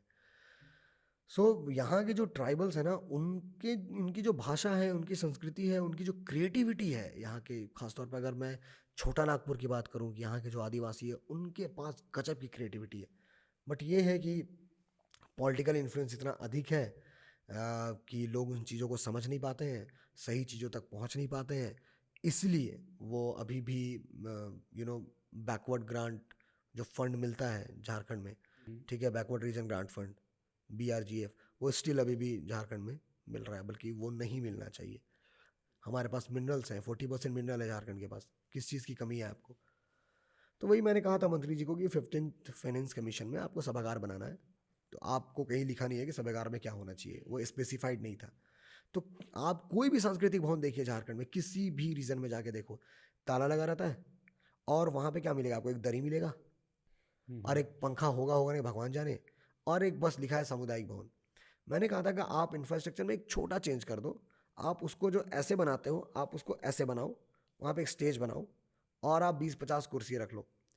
आज अगर मान के चलो कोई भी सोसाइटी हो, अगर वो अपना कार्यक्रम करना चाहता है तो वो कहाँ मार खाता है? अगर उसे कोई प्रोग्राम करना है तो उसको एक हॉल चाहिए होगा। हॉल चाहिए। हॉल की बुकिंग कम से कम नई पर में भी तो 10,000 से कम का नहीं मिलेगा हॉल आपको। फिर आपको जनरेटर चाहिए, क्योंकि आप लाइट चाहिए, आपको इलेक्ट्रिसिटी चाहिए। इसके बाद आपको कुर्सियाँ चाहिए, टेंट से आपको मदद लेनी पड़ेगी। तो अगर हम ये बेसिक चीज़ें प्रोवाइड करा दें तो सोसाइटी अपने फंक्शन को, अपने कल्चरल, रिलीजियस, अपने ट्रेडिशंस को, अपने कस्टम्स को वो ना सिर्फ फॉलो करेंगे बल्कि वो इंजॉय के साथ उसको आगे बढ़ाएंगे, ठीक है। तो ये बेसिक फैसिलिटी मिलना चाहिए। अगर रास्ता में चलने के लिए रोड, पक्का सड़क देने का सरकार वादा करता है, और रोड जहाँ बना हुआ है वहाँ पे वो पब्लिक ट्रांसपोर्ट का वादा करते हैं, तो उनको आर्टिस्ट के लिए, फॉर एग्जांपल एक ढोल बजाने वाला, एक नगाड़ा बजाने वाला, आप कभी देखो, आप किसी भी कार्यक्रम में देखो, मंत्री साहब आ रहे हैं, ढोल बजा रहा है, मंत्री साहब तो भाषण दे के चले गए, कभी किसी ने सोचा कि वो जो ढोल बजा रहा है वो घर जाएगा तो खाने के लिए होगा कि नहीं होगा उसके पास? वो एक ढोल बजाने वाला कितना कमाता होगा, कितना कमाता, और कौन बजाता हो? आज के समय में तो लोग डीजे आ गया है। इनफैक्ट हम ना खुद अपनी चीज़ों को, अपनी संस्कृति को हम रिप्लेस करते चले जा रहे हैं। आज हम कभी दोना बनाने वाले के बारे में नहीं सोचते, जो औरतें, जो जो महिलाएं दोना बनाती हैं, आज कभी हमने नहीं सोचा उसके बारे में। आज हमने डिस्पोजल की तरफ रुख कर लिया। ये तो खैर बनाइए कि कुल्हड़ आ गया तो उससे बच गया जान कुम्हार समाज का, पर उन औरतों का क्या होगा जो दोना बनाती थी जंगल में? बल्कि ये दोना कितना सही है, इको फ्रेंडली है। आप दोना का इस्तेमाल करके फेंक दो, गाय खा जाएंगी, गाय का चारा हो गया। ज़मीन पे फेंक दो, खाद बन गया। जला दो तो भी कोई दिक्कत नहीं है, और सॉइल फर्टिलिटी बढ़ेगा ही, ठीक है, सॉइल में ह्यूमस बढ़ेगा। बट आप डिस्पोजल, एक तो वो प्लास्टिक है, फिर आप उसको जलाते हो, फिर उससे कार्बन डाइऑक्साइड निकलता है, फिर वो आपके इन्वायरमेंट को भी पॉल्यूट करता है। और अगर उन प्लास्टिक को गाय खा गई, बकरी चबा गई, भैंस निकल गया, तो भाई उनके जान को खतरा है। जब आप जलाते हो तो वातावरण को खतरा है, खुला छोड़ दो तो जो डोमेस्टिक एनिमल्स हैं उनको खतरा है। तो कम से कम why we should not come back to दोना। आप केरला में जाओ, लोग केला पत्ता में खाते हैं, शर्म नहीं करते। तो फिर एटलीस्ट झारखंड में तो ये चीज़ होना चाहिए ना, झारखंड में डिस्पोजल बैन होना चाहिए। झारखंड में एटलीस्ट ये होना चाहिए कि आप दोना की तरफ वापस आओ, क्योंकि धीरे धीरे डिस्पोजल ने ना दोना पे जो डिपेंडेंट थी, कभी लोगों ने नहीं सोचा कि वो औरत, वो बच्ची, वो परिवार जो दोना बेच के परिवार चलाता, वो आज उसकी स्थिति क्या है। तो हमें इन सब चीज़ों पे काम करना होगा, तब वो जल जंगल ज़मीन की जो बात करते हैं जो नेता, वो तभी हो पाएगा। अदरवाइज सिर्फ भाषण में बोलने से नहीं होगा, आपको कल्चर की तरफ लोगों को लेके आना होगा, और उसके लिए आपको कुछ इनिशिएटिव स्टेप लेना होगा। जैसे Bihar is famous for what, कि भाई दारू बंद है। तो Jharkhand must be famous for what, कि यहाँ पे भाई दोना में मिलेगा, यहाँ पे डिस्पोजल बैन है, यहाँ दोना पत्तल यही चलता है। क्यों? बट बिहार में तो ब्लैक में अभी भी दारू चल रहा है, वो तो। That is a loop hole of government, उससे आइडियाज़ को कोई लेना देना नहीं है। ठीक है, अब भाई ट्रेन चलता है, ट्रेन में टिकट का सिस्टम है, अब कोई टिकट लेके ना चले तो ये उसका रिस्पॉन्सिबिलिटी है। सरकार ने दारू इसलिए नहीं बंद किया है कि लोग ब्लैक में करके पिए, वो सरकार ने इसलिए दारू बंद किया है ताकि वो लोगों के सेहत के लिए सही हो, समाज के लिए सही हो, घरेलू हिंसा कम हो, सड़क पे दुर्घटना कम हो। अब कोई ज़बरदस्ती करके लूप होल का फ़ायदा उठा करके और पी ले तो वो उसकी इर्रिस्पॉन्सिबिलिटी है, उसमें सरकार को लेना देना नहीं है। एग्जैक्टली। तो जस्ट सेम मैनर में तो झारखंड में एटलीस्ट ये चाहिए कि हमें दोना पत्तल इसके तरफ कम बैक करना चाहिए, ना कि डिस्पोजल की तरफ। आपने भी बताया, आप जिक्र किया आजसू पार्टी का, आप उससे ही बिलोंग करते हैं, राइट? हाँ, जब मैं महाधिवेशन में गया, हाँ। जब मैंने अपनी बात रखी, तो मुझे इस पार्टी से जुड़ के काम करने का मौका मिला। मैंने अपनी बात रखी, और नो डाउट ये पार्टी मुझे बहुत अच्छी लगी, आइडियोलॉजिकली भी अच्छी लगी। क्योंकि अभी तक सुदेश कुमार महतो जी जो सेंट्रल प्रेसिडेंट हैं, उनका कोई भी ऐसा कंट्रोवर्शियल आप स्टेटमेंट नहीं सुनोगे। ये इस पार्टी में सभी लोग हैं, चाहे वो हिंदू कम्युनिटी हो, आदिवासी कम्युनिटी हो, मुस्लिम कम्युनिटी हो, सब लोग हैं। तो इसकी जो मेन आइडियोलॉजी है वो नेशनलिस्टिक आइडियोलॉजी है, मतलब राष्ट्र प्रथम। और ऑन द बेसिस ऑफ ये एक रीजनल पार्टी है, तो झारखंड फर्स्ट। झारखंड की जितनी भी मूल्य हैं, जो मूल्य हैं झारखंड की, और झारखंड की जो मूल तत्व है, झारखंड का जो संस्कृति है झारखंड का, ये पार्टी उन तत्वों को पहले प्राथमिकता देती है। तो दैट्स वाई आई डिसाइडेड कि ये पार्टी इज़ बेस्ट। तो ये आप बताएं कि हमें अपनी संस्कृति की तरफ लौटना चाहिए, दोना पत्तल। क्या आजसू पार्टी अगर सरकार बनाती झारखंड में तो वो प्लास्टिक बैन करेगी?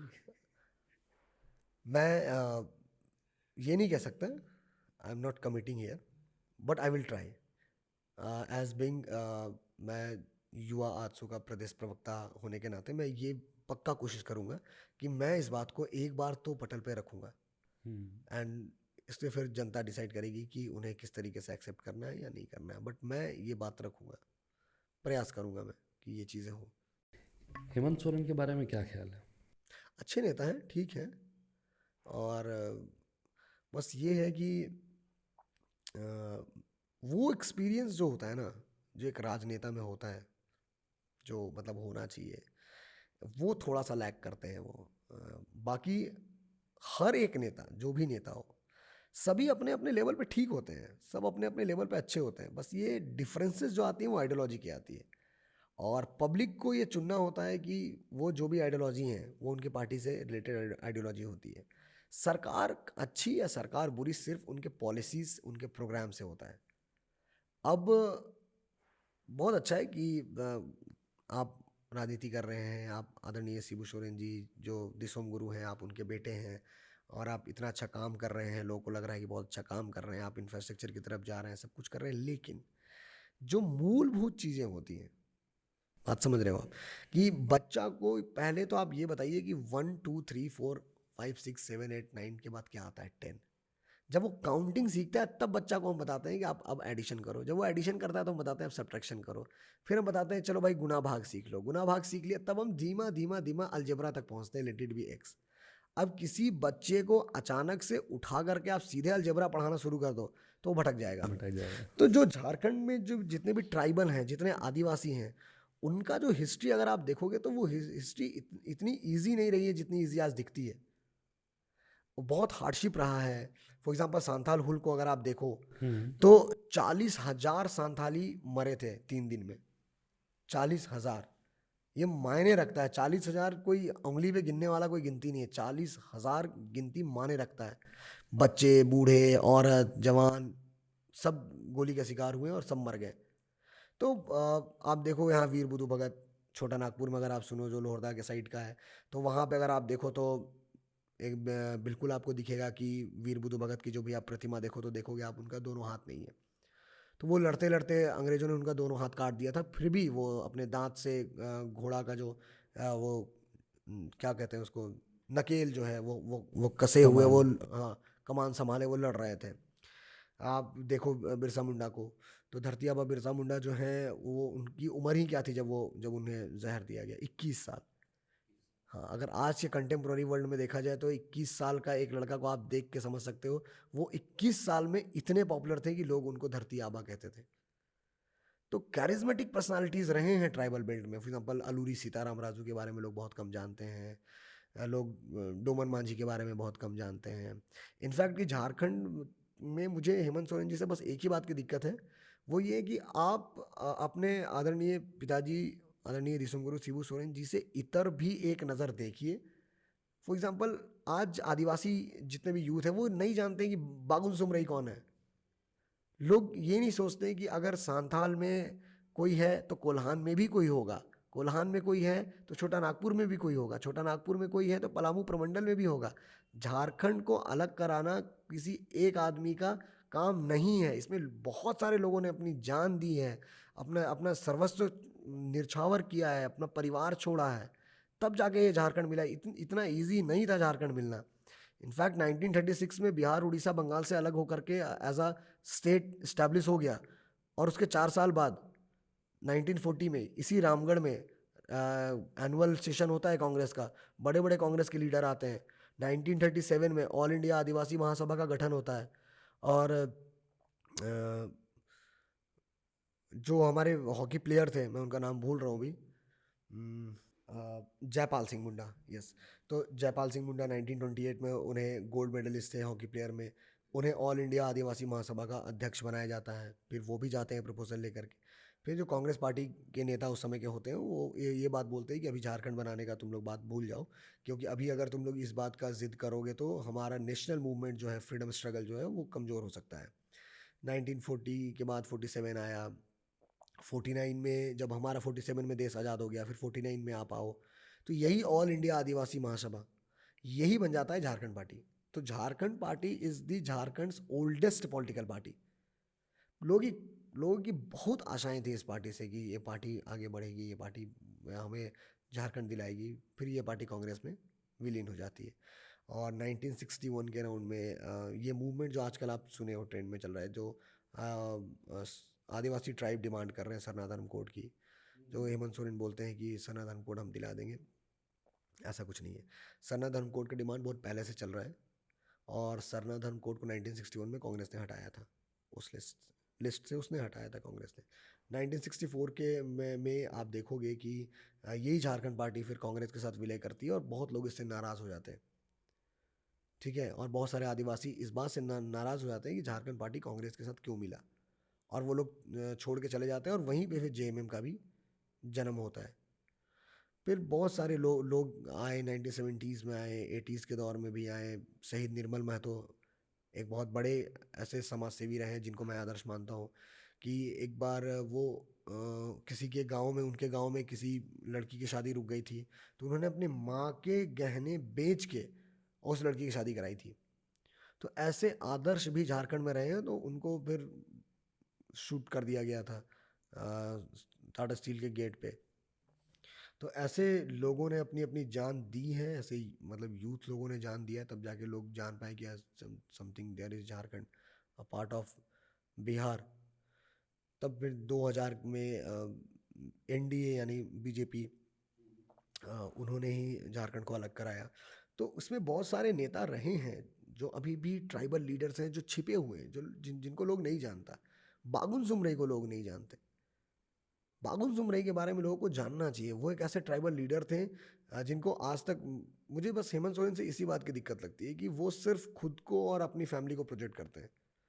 बट अगर आप दिशोम गुरु शिबू सोरेन जी के बेटे हैं तो, और खुद को अगर आप कहते हो कि I am doing the politics of tribal, तो हर एक ट्राइबल आपके लिए बराबर होना चाहिए। बट ये थोड़ा सा उनकी पॉलिसीज़ में ये फ़र्क आता है कि जिस ट्राइबल का पॉपुलेशन ज़्यादा है उनको फेवर करो, जिस ट्राइबल का पॉपुलेशन कम है उसको फेवर मत करो।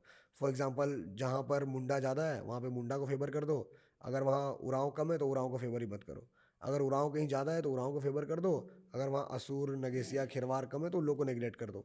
तो ये जो पॉलिसीज़ है ना, ये मतलब मैं क्या क्या कह रहा हूँ कि मास पॉलिटिक्स की, जहाँ पे जिनकी जनसंख्या है उसको देखो, अदर को मत देखो। और जहाँ प्रोजेक्ट होता है सिर्फ खुद को प्रोजेक्ट करते हैं, तो ये गलत है। आप अगर इतने बड़े ट्राइबल लीडर के आप बेटे हैं, इतना बड़ा पोजीशन आपको मिला है, तो आपको सबको रिस्पेक्ट करना चाहिए। इनफैक्ट उनको भी रिस्पेक्ट करना चाहिए जिनके दम पर, जिनके संघर्ष से झारखंड बना है। आप समझो ना, झारखंड में 81 लेजिस्लेटिव असेंबली सीट्स हैं, 5 प्रमंडल हैं, पलामू है, कोल्हान है, उत्तरी छोटा नागपुर, दक्षिणी छोटा नागपुर, सांथाल। तो क्या सिर्फ सांथाल से ही झारखंड बना होगा? ये तो it is practically impossible to think.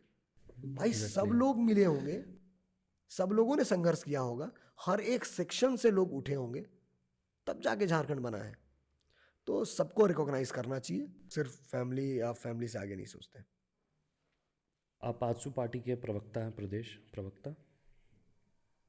आप JL के झारखंड लोकतांत्रिक क्रांतिकारी मोर्चा, जिसके शायद फाउंडर या जो बोलिए स्थापक ये जयराम महतो, इनके बारे में आप कुछ कहना चाहेंगे? इनका जो क्रांति अभी ला रहे हैं या फिर जो अभी भाषण वगैरह देते हैं? मैं समझ रहा हूँ, मैंने उनके भाषण सुने हैं सारे। मुझे बहुत सारे लोगों ने बताया था एक बार कि ये हैं, आप सुनिए इनके बारे में। तो मैंने सुनना शुरू किया। मैंने जब उनके भाषण, उनके जो स्पीच है जब मैंने सुना, तो मुझे लगा कि नॉलेज है, but knowledge without logic is baseless. उनके पास नॉलेज है बट लॉजिक नहीं है। अब जैसे कि वो एक बात कहते हैं, एक एक सभा में वो कह रहे हैं कि एक बांस ले आओ, बांस का कलर क्या है? तो सारे लोग कह रहे हैं हरा। वो कह रहे हैं कि बांस को 2 फाड़ा कर दो, अब इसका कलर लाल पीला हो जाएगा। लोग कह रहे हैं नहीं, तो ये भी हरा है तो ये भी हरा रहेगा ना। हाँ, तो बिहार में 1932 लगाया तो झारखंड में क्यों नहीं? तो ये बिहार का जो निर्माण हुआ है वो 1936 में हुआ है, तो 1932 से खतियान लग गया वहाँ पे। अब झारखंड का निर्माण 2004 में हुआ है, तो 1996 का खतियान लगा दिया जाए क्या? अगर उस लॉजिक से हम चलते हैं कि एक बांस से हरा है तो ये हरा हो जाए, तो बिहार का निर्माण 1936 में हुआ तो 32 से खतियान लग गया। तो जैसा कि मैंने आपसे भी कहा कि 1940 में लोग गए थे यहाँ से कि झारखंड का निर्माण कीजिए। अगर उस समय लग जाता तो आपके पास भी 1932 से खतियान लग जाता, पर आपका निर्माण 1940 में तो हुआ नहीं। कांग्रेस ने तो कभी आपको 1940 से बनने नहीं दिया। कांग्रेस ने तो आपको वहाँ से उल्टे पाँव भगा दिया। उसके बाद जब आप 2000 में आपका निर्माण हुआ, तो एकमात्र यह आजसू पार्टी ही है जिसने अपना स्थानीय भी क्लियर किया है, जिसने अपना नियोजन नीति भी क्लियर किया है। उन्होंने कहा है कि हम, ये हमारी स्थानीय नीति है, ये हमारा नियोजन नीति है। और ये फर्स्ट टाइम पूरे झारखंड में किसी पार्टी ने अभी तक नहीं क्लियर किया, बट आजसू ने क्लियर किया है। आजसू का स्टैंड बिल्कुल क्लियर है स्थानीय को लेकर के और नियोजन नीति को लेकर के। इसमें हमारे पास कुछ भी किंतु परंतु नहीं है। तो इस तरह के स्टेटमेंट सिर्फ जोश में दे देना ठीक है, लगता सही है, पर आप सोचिए कि आप जो बात रख रहे हैं, it's good you have a knowledge, but knowledge without logic is baseless. अभी आपने कुछ देर पहले हेमंत सोरेन के बारे में बताया, उनकी सरकार JMM की सरकार है। 2019 में जब JMM की सरकार बनी थी तो आपके शहर लोहरदगा जिले में पेशरार प्रखंड में 2 बम धमाके हुए। साथ ही साथ लोहरदगा जिले के इतिहास में सबसे बड़ा दंगा हुआ। तो इस पर आप कुछ बताएं, इसके पीछे किसका हाथ था, क्या रीज़न था, क्या हो सकता है? मैं ये तो नहीं कह सकता हूँ अभी, पहले मैं आपको क्लियर करता हूँ कि किसका हाथ था, ये नहीं कहना चाहूँगा। मैं सिर्फ और सिर्फ किसी भी चीज़ को होने से पहले किसका हाथ था ये देखने से ज़्यादा ये इम्पोर्टेंट है कि ये हुआ कैसे। जब रामेश्वर उरांव जी यहाँ से चुन करके सिटिंग एमएलए बनते हैं, और ना सिर्फ वो एमएलए बनते हैं बल्कि वो मंत्रिमंडल में भी जगह पाते हैं, और वो यहाँ के वित्त मंत्री यानी फाइनेंस मिनिस्टर बनते हैं झारखंड के। ठीक। एक आईपीएस रहा हुआ व्यक्ति एक यूपीएससी एग्जाम को क्रैक करना इज नॉट अ जोक। आप यूपीएससी एग्जाम क्रैक करते हो तो इसका मतलब, जब आप यूपीएससी की पढ़ाई कर रहे हो, इसका मतलब ड्यूरिंग दोज डेज आपने इंटरनल सिक्योरिटी एक सब्जेक्ट पढ़ा होगा। रामेश्वर राव जी ने भी पढ़ा होगा इंटरनल सिक्योरिटी। तो इंटरनल सिक्योरिटी आपने पढ़ा, आप आईपीएस रहे, आपने सर्विस दिया, आपने आडवाणी जी के रथ को भी रोका, आपने गोवा का गोलीकांड में झारखंड आंदोलनकारी जो जिनको अस्पताल से निकाल के गोली मारा गया था उसका भी आपके पास इंफॉर्मेशन था। कब आडवाणी जी का रथ आ रहा है, कहाँ आ रहा है, कितने बजे आ रहा है, कहाँ पे रोकना है, इसका इन्फॉर्मेशन था। तो इतना बड़ा दंगा हो गया, इसका इन्फॉर्मेशन ही नहीं था आपके पास। मतलब ये तो एकदम से इलॉजिकल बात है कि जो शख्स पुलिस डिपार्टमेंट में काम किया है और वो भी ऊंचे ओहदे पर, उसको पता ही नहीं है कि इतना बड़ा कांड होने वाला है। तो इसका मतलब अगर वो कहते हैं कि उनको पता नहीं है, तो फिर तो पहले नंबर में ही आप छठा गए कि you have a very lack of very poor intelligence. The intelligence of Lohardaga police is very poor, intelligence of Jharkhand police is also very poor. यही मानेंगे ना हम। जब आप कह रहे हैं कि हमको पता ही नहीं है, तो फिर इसका मतलब आपका इंटेलिजेंस पुअर है। एग्जैक्टली। दूसरी बात जो सबसे महत्वपूर्ण बात है, सीए और एनआरसी को लेकर के उस टाइम पीरियड पे इंडिया के डिफरेंट पार्ट्स में लोग अपना बात रख रहे थे। अगर इंडिया में संविधान बना है, कांग्रेस पार्टी छाती पीट पीट के कहती है कि हम संविधान बचा रहे हैं, पर कभी भी संविधान को समझाते नहीं सुना होगा आपने। किसी भी नेता को उठा के देख लो आप, कांग्रेस के किसी भी नेता के या जेएमएम के किसी भी नेता को आप देख लो, वो कॉन्स्टिट्यूशन की बुक लेके ऐसे ऐसे घूमते फिरेंगे, ए कॉन्स्टिट्यूशन। अब मैं बता रहा हूँ, बट वो कॉन्स्टिट्यूशन को एक्सप्लेन करते पॉइंट बाय पॉइंट नहीं सुनेंगे। कॉन्स्टिट्यूशन में एक सेक्शन आता है जहाँ पे हम राइट टू इक्वलिटी की बात करते हैं, यस। और वहीं पे हम ये भी बात करते हैं कि there is a right to freedom of expression, expression of belief, expression of thoughts, expression of ideas. Freedom of speech is also the part of freedom of expression. तो अगर सीए और एनआरसी को लेकर के विवाद है, तो लोगों के इस पे अलग अलग एक्सप्रेशंस थे। किसी का बिलीफ था कि इट्स गुड फॉर नेशन, किसी का बिलीफ था कि इससे एक फियर का इन्वायरमेंट क्रिएट किया कि इससे हमारे लिए हार्मफुल है। ठीक है, जिनके लिए हार्मफुल है वो अपनी बात रख रहे हैं। आपकी बात रखने के लिए आपको भरपूर मौका मिल रहा है। क्यों? क्योंकि संविधान है, संविधान ने हक दिया है कि आप भी अपनी बात रख सकते हैं। राइट। तो अगर आप इसके अगेंस्ट में बोलने के लिए आपको हक दिया है संविधान ने, तो संविधान ने इसके पक्ष में भी तो बोलने के लिए हक दिया होगा। बिल्कुल। तो जब लोग अगर अपने हक का इस्तेमाल कर रहे हैं, अपने संवैधानिक हक का इस्तेमाल कर रहे हैं, और जब वो साइलेंटली प्रोटेस्ट करने जा रहे हैं, उस प्रोटेस्ट पर जिस किसी ने भी पत्थरबाजी किया है, संविधान उसी दिन लोहरदगा में मर गया। इतना बड़ा कांड किया कैसे? आप होते कौन है पत्थर चलाने वाले? Who the hell are you? आप हो कौन भाई? आप एक तरफ बोल रहे हो कि हम संविधान बचा रहे हैं और एक तरफ पत्थर मार रहे हो। ठीक है, ठीक है। अब जब मीडिया वाले जब पहुंचते हैं माननीय मंत्री जी के पास और जब उनसे पूछते हैं कि माननीय मंत्री जी आप बताइए कितना बड़ा कांड हुआ है, ये तो छोटा मोटा घटनाएं होते रहता है। आप सोचो कि एक जनप्रतिनिधि जिसे लोगों ने चुन करके भेजा है, वो कह रहा है कि छोटा मोटा घटना है। कईयों बाइक जल गए, लोग कितने लोगों के हाथ टूटे, पाँव पाँव में फ्रैक्चर आए, सर फूट गया, कितना का लॉस हुआ, प्लस कितने कुछ लोगों ने जान भी गंवाई है अपनी, कुछ लोग मर गए इसमें। पर उन्होंने एक पल ये नहीं कहा कि जो भी घटना घटी है ये निंदनीय है, मैं भरपूर कार्रवाई करूंगा, ठोस कार्रवाई करूंगा, और जो भी इसमें शामिल है मैं उसे सजा दिलाऊंगा। ये होता है स्टेटमेंट एक विधायक का। अब उनका स्टेटमेंट आप देखिए, आज छुटमुटिया है, होते रहता है, सब चीज़ हम देख लेंगे। तो आप समझिए कि ये डेमोक्रेसी है सर, यहाँ जनता चुनती है। तो जनता अगर रामेश्वर राव जी को चुन करके भेजी है और रामेश्वर राव जी का ये मंतव्य है, तो फिर आप स्पष्ट है कि क्या, क्यों आदमी वही सत्ता पे है जिसे चुन के भेजा गया है, तो चुनने वालों का जो है वही बात वहां पे रखा जा रहा है। तो ये it was very bad. Second की लोहरदगा विधानसभा में जैसा आपने बताया कि तो क्रिमिनल एक्टिविटीज़ बहुत बढ़े हैं लोहरदगा में, बहुत बड़ा है क्रिमिनल एक्टिविटीज़। आप देखिए कि मशीन गन भी मिला है पुलिस को, और फ्रॉड हो रहा है, चोरी हो रहा है। एक आतंकवादी भी शायद पकड़ाया था। हाँ, एनआईए ने वो भी सर्वे किया है यहाँ पर, जो टेररिस्ट ग्रुप से रिलेटेड कुछ लोग भी लोहरदगा में पकड़े गए हैं। सो इस प्रकार से अगर है तो ये सिटी जीवन भर आप देखो ना, मुझे यहाँ तक लगता है लोहरदगा कभी आप गए हो, 8 बजे रात के बाद लोहरदगा में अंधेरा हो जाता है। वहाँ पे कोई स्ट्रीट लाइट नहीं है लोहरदगा में, मैं गया हूँ एक बार। मैं चूंकि लोहरदगा में बिलोंग भी करता हूँ लोहरदगा से, चूंकि मैं थोड़ा सा झारखंड में कई जगह पे घूमता रहता हूँ, बट जो है जब भी लोहरदगा आता हूँ मैंने एक चीज़ हमेशा ये देखा कि हम बेसिक फैसिलिटीज़ हमारे पास नहीं है। बेसिक फैसिलिटीज़, स्ट्रीट लाइट होना चाहिए, एटलीस्ट मेडिकल शॉप तो खुला होना चाहिए 3-4 जगहों पे। आप कभी गांव जाओगे ना तो आप देखोगे कि मेडिकल शॉप नहीं है गांव पे। जो टाउन में काम करते हैं एज अ टीचर हैं, एज अ फार्मर हैं, या ठेकेदार हैं, या अदर जॉब है, वो गांव वालों के लिए दवाई लेकर के जाते हैं। तो ये दंगा होना, दंगा में जिन भी लोगों का हाथ था, जो भी लोग शामिल थे, उन सब ने संविधान को तोड़ा है।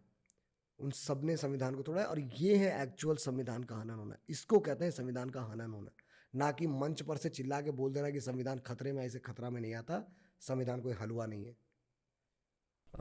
हमारी रिसर्च टीम ने पता किया है, अदर कम्युनिटी का कहना ये है कि वो जो रैली जा रही थी 23 जनवरी को, 23 जनवरी 2020, राइट, जिस दिन दंगा हुआ, अदर कम्युनिटी का कहना है कि उस दिन जो रैली में लोग थे वो भड़काऊ गाना बजा रहे थे, भड़काऊ नारेबाजी कर रहे थे, जिस वजह से वो पत्थरबाजी किए।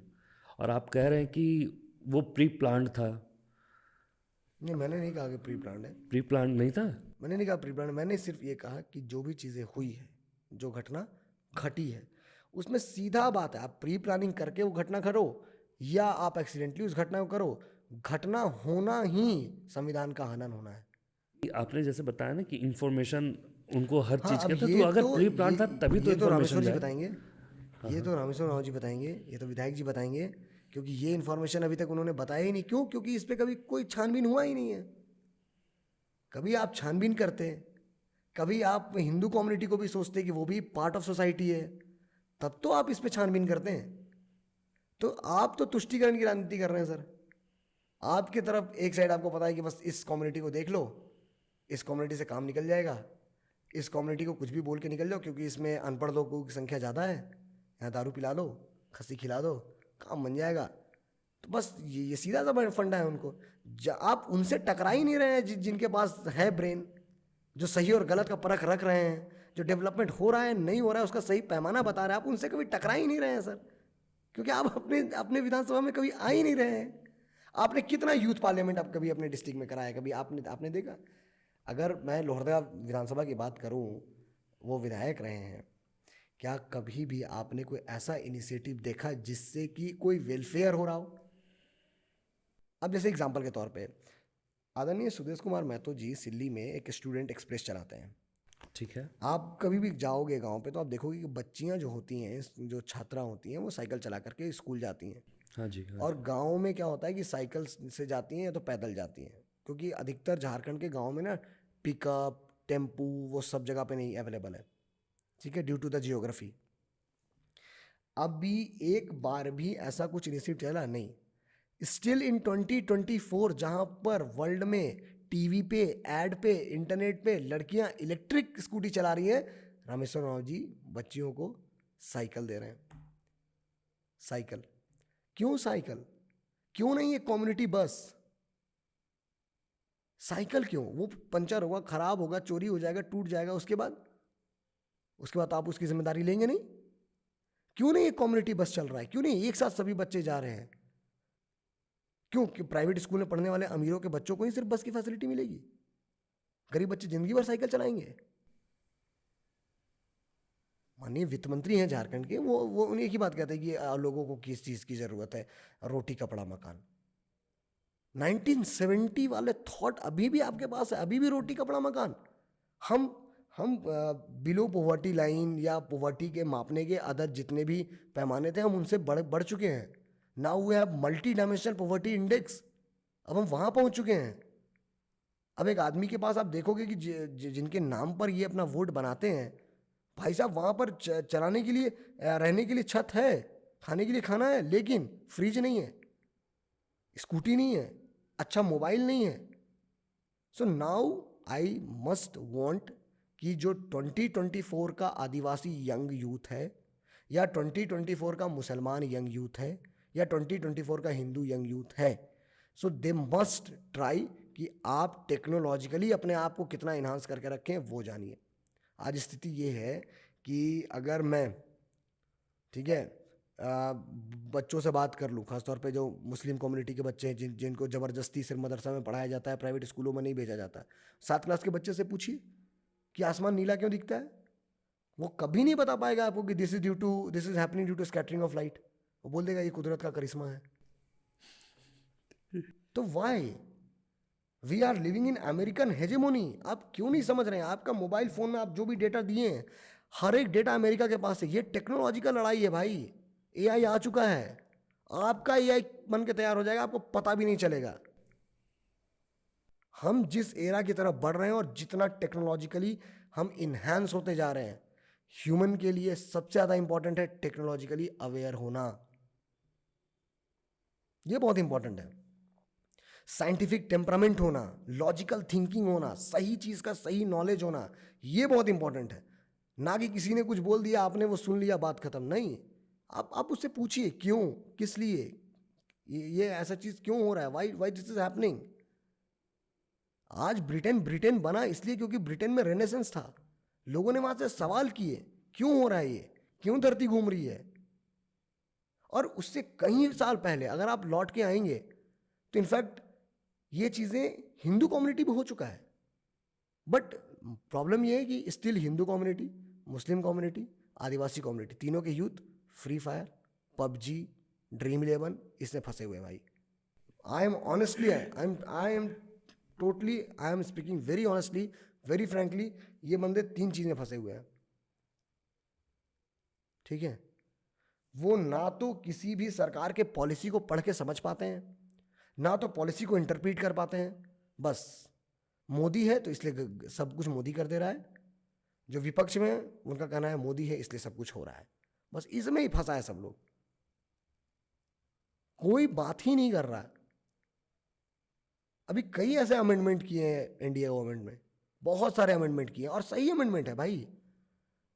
अगर मान के चलिए किसी ने कोई छोटा मोटा क्राइम किया हो, उसके लिए उसे 1.5 साल 2 साल सजा देना क्या जरूरी है? इनफैक्ट हम उसको एक फाइन दे करके भी तो रिलीज कर सकते हैं।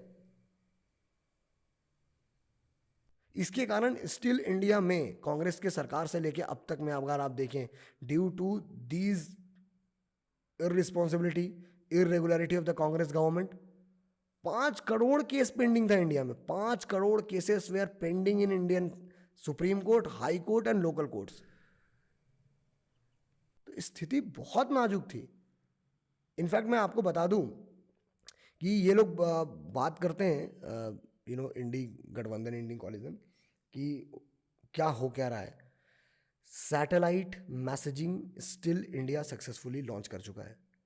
फ्रॉम 36,000 किलोमीटर एबव, धरती से 36,000 किलोमीटर ऊपर से सैटेलाइट से मोबाइल फोन पे मैसेज आ चुका है, हेलो इंडिया।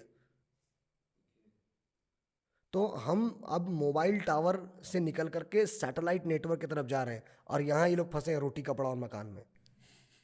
तो फर्क है ना, आपको समझना होगा। जिस पेस से समाज बदल रहा है, ये दुनिया बदल रही है, आपको उसी पेस से चलना होगा और लोगों के पोटेंशियल को समझना होगा। आप देखो कांग्रेस जीवन भर कहीं भी जाएगा, वो अगर कांग्रेस का कोई भी नेता हो कहीं भी जाए, वो एक ही बात बोलते हैं, भारत गरीब देश है, यहाँ के लोग पिछड़े हैं, यहाँ के लोग ऐसे हैं, यहाँ वैसे हैं, 4 रुपया दे दो IMF, 2 रुपया दे दो वर्ल्ड बैंक। यही इनकी राजनीति है।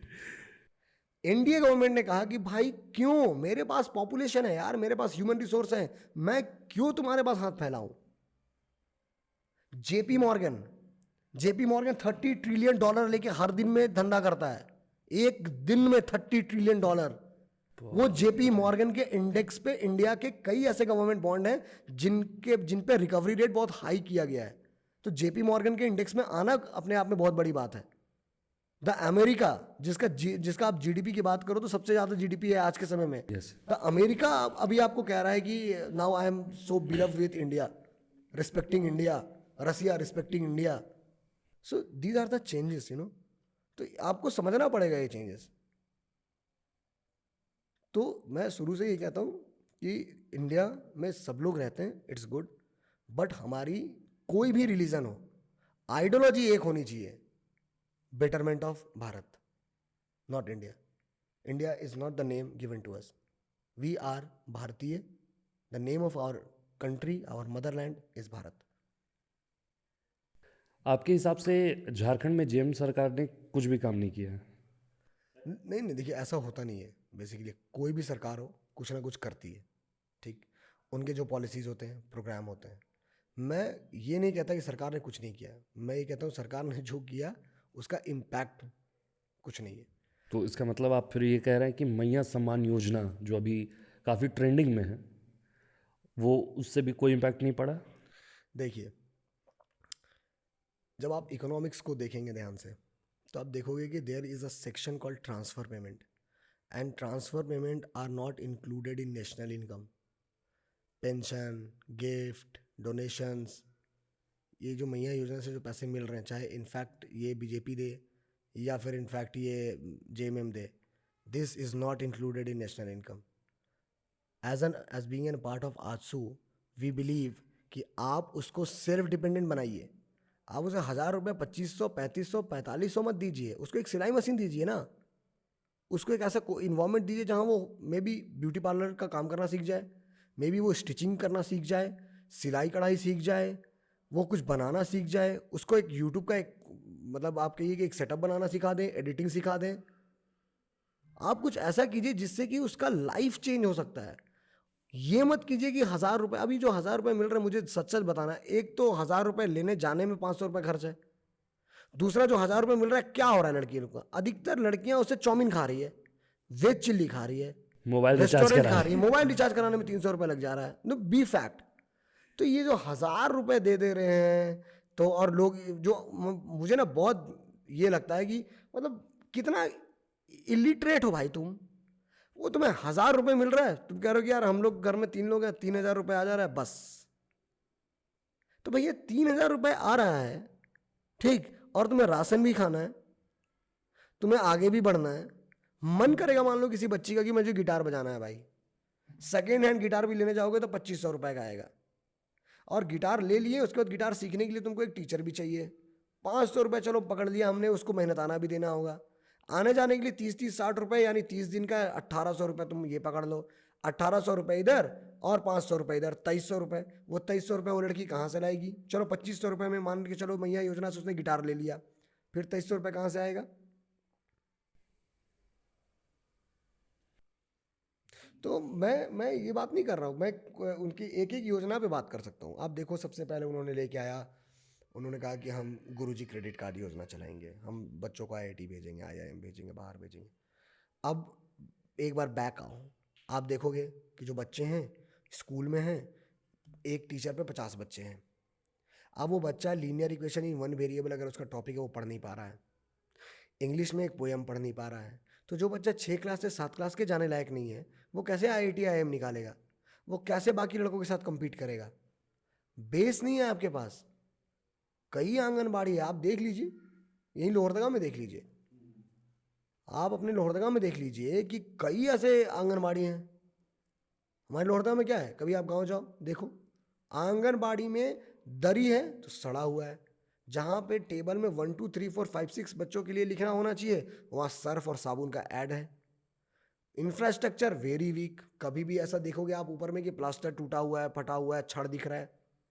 तो जो आपका जो बेस है, जहाँ से आप स्टार्ट होते हो, वही कमज़ोर है, ठीक। दूसरा हो, फिर आप कहते हो पशुधन योजना देंगे, तो भैया पशुधन योजना में आपने बोला कि हम गाय देंगे, बकरी देंगे, बत्तख देंगे, सूअर देंगे, सब कुछ आपको मिलेगा।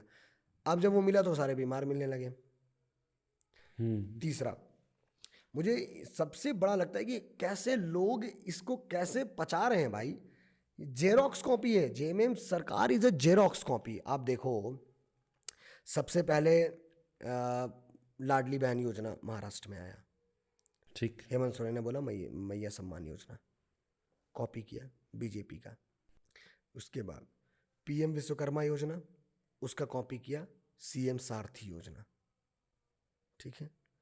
फिर पीएम नल जल योजना, इन्होंने उसका कॉपी कर लिया घर जल योजना। पीएम आवास, इन्होंने कहा अब हुआ आवास। फिर पीएम ने बोला कि जो भी जितने जानवर होते हैं उनके लिए हम ए हेल्प कम्युनिटी बनाएंगे, तो इन्होंने भी चालू कर लिया अपना एक स्कीम। तो स्कीम पे स्कीम, स्कीम पे स्कीम, स्कीम पे स्कीम लाने से नहीं होगा। समझिए, एक स्कीम लाइए, उसको नीचे तक एग्जीक्यूट कीजिए, तभी वो आखिरी व्यक्ति तक पहुंचना पड़ेगा। सिर्फ scheme scheme scheme scheme scheme से क्या मतलब है? सरकार में क्वालिटी होना चाहिए। अब जैसे वो बार बार बोलते हैं कि इससे पहले बीजेपी वाले रूल किए हैं, ऐसे किए हैं, वैसे किए हैं। 2013-14 में 1 साल 63 दिन के लिए तो हेमंत सोरेन जी आप भी सीएम थे। 2009 में आप भी विधायक थे। तो आपने अपने क्षेत्र में क्या कर लिया मुझे बताइए। आप विपक्ष के नेता थे 2014 में, आप लीडर ऑफ ऑपोजिशन थे। कम से कम नई पर में भी मैं I am not going to the accurate figure, चलिए 10 विधायक तो होंगे जेएमएम में। 10 विधानसभा में काया पलट हो सकता था, करके दिखा देते। उस समय भी आप मांग उठा सकते थे, बहुत सारे पॉइंट बता सकते थे। 2019 में ही क्यों? तो आदिवासी समाज को सक्सेस का, डेवलपमेंट का मुख्य धारा से काटने का बस ये एक पैतरा है और कुछ नहीं, और इससे कुछ नहीं होने जाने वाला है। देखो भाई, ट्रेन जब दौड़ती है तो जिस ट्रैक पे ट्रेन दौड़ती है उसको कहते हैं परमानेंट वे, यानी पी वे। और ट्रेन जिस ट्रैक पे आके स्टेशन पे रुकती है उसको कहते हैं लूप लाइन। तो हेमंत सोरेन जी जिस रेलगाड़ी को चला रहे हैं वो लूप लाइन पे दौड़ रही है। और लूप लाइन पे दौड़ने वाली रेलगाड़ी जब भी आगे जाती है तो हमेशा लिखा रहता है STOP स्टॉप, क्योंकि ट्रेन स्टेशन से खुलती है तो लूप लाइन छोड़ के परमानेंट वे में आ जाती है। और जो ट्रेन परमानेंट वे पे नहीं आएगी और लूप लाइन पे चलते रहेगी, आगे क्या होगा आप समझ सकते हैं। एग्जैक्टली। तो चंपई सोरेन जी समझदार पॉलिटिशियन है, उन्होंने उस रेलगाड़ी को छोड़ दिया जो लूप लाइन पे दौड़ रही है, इसीलिए। और ये पढ़े लिखे आदिवासी नौजवानों को समझना होगा, क्योंकि जब तक आदिवासी आगे नहीं आएंगे, वो इसकी जिम्मेदारी नहीं उठाएंगे, तब तक झारखंड नहीं बदलेगा। उनको ही बदलना होगा, क्योंकि वही मेजॉरिटी में है और सिर्फ उनके लिए ही ये झारखंड का निर्माण हुआ। झारखंड का निर्माण भाषा के आधार पर नहीं हुआ है। झारखंड का निर्माण सिर्फ और सिर्फ आदिवासी ट्राइबल वेलफेयर के लिए हुआ है। तो ट्राइबल को आगे आना होगा और सही डायरेक्शन में आना होगा। अभी तक तो आपने बताया कि जेएमएम ने क्या नहीं किया और क्या किया तो उसका कोई इम्पैक्ट नहीं पड़ा। बेसिकली जो जनता के लिए जो जो भी उन्होंने योजना लाया उसका कोई खास इम्पैक्ट नहीं रहा है। और तो आप ये बताइए कि जब आपकी सरकार बनेगी, मतलब इंडिया की सरकार अगर झारखंड में आती है, तो वो यहाँ झारखंड की जनता के लिए क्या करेगी? देखिए, आंसू का अपना मैनिफेस्टो है, ठीक है। आंसू के अपने 9 संकल्प हैं, ठीक है। हम उन 9 संकल्पों के साथ आएंगे। और जब ये अभी बोलना तो उचित नहीं होगा, जब हमारा मैनिफेस्टो आएगा तो हम बताएंगे। बट हाँ, हमारा मॉडल सिल्ली का मॉडल है। हाँ सॉरी। सिल्ली का मॉडल, सिल्ली विधानसभा का मॉडल ही हमारा मॉडल है। जैसे ही सिल्ली में आदरणीय सुरेश कुमार महतो जी ने जो काम किए हैं वहाँ पर, उन्होंने जिस प्रकार से एजुकेशन को टेक्निकली हाई किया है, इम्प्रूवमेंट लाया है, बच्चों के लिए स्टूडेंट एक्सप्रेस चलाया है, एम्पावरमेंट के लिए सेल्फ हेल्प ग्रुप रन कराया है। अभी आपको मैं बता दूं कि आदरणीय सुरेश कुमार महतो जी ने 2014 में ही जो अच्छे मेधावी छात्र होते थे उनको उन्होंने टैबलेट दिया था, मोबाइल फ़ोन टैबलेट। ओके।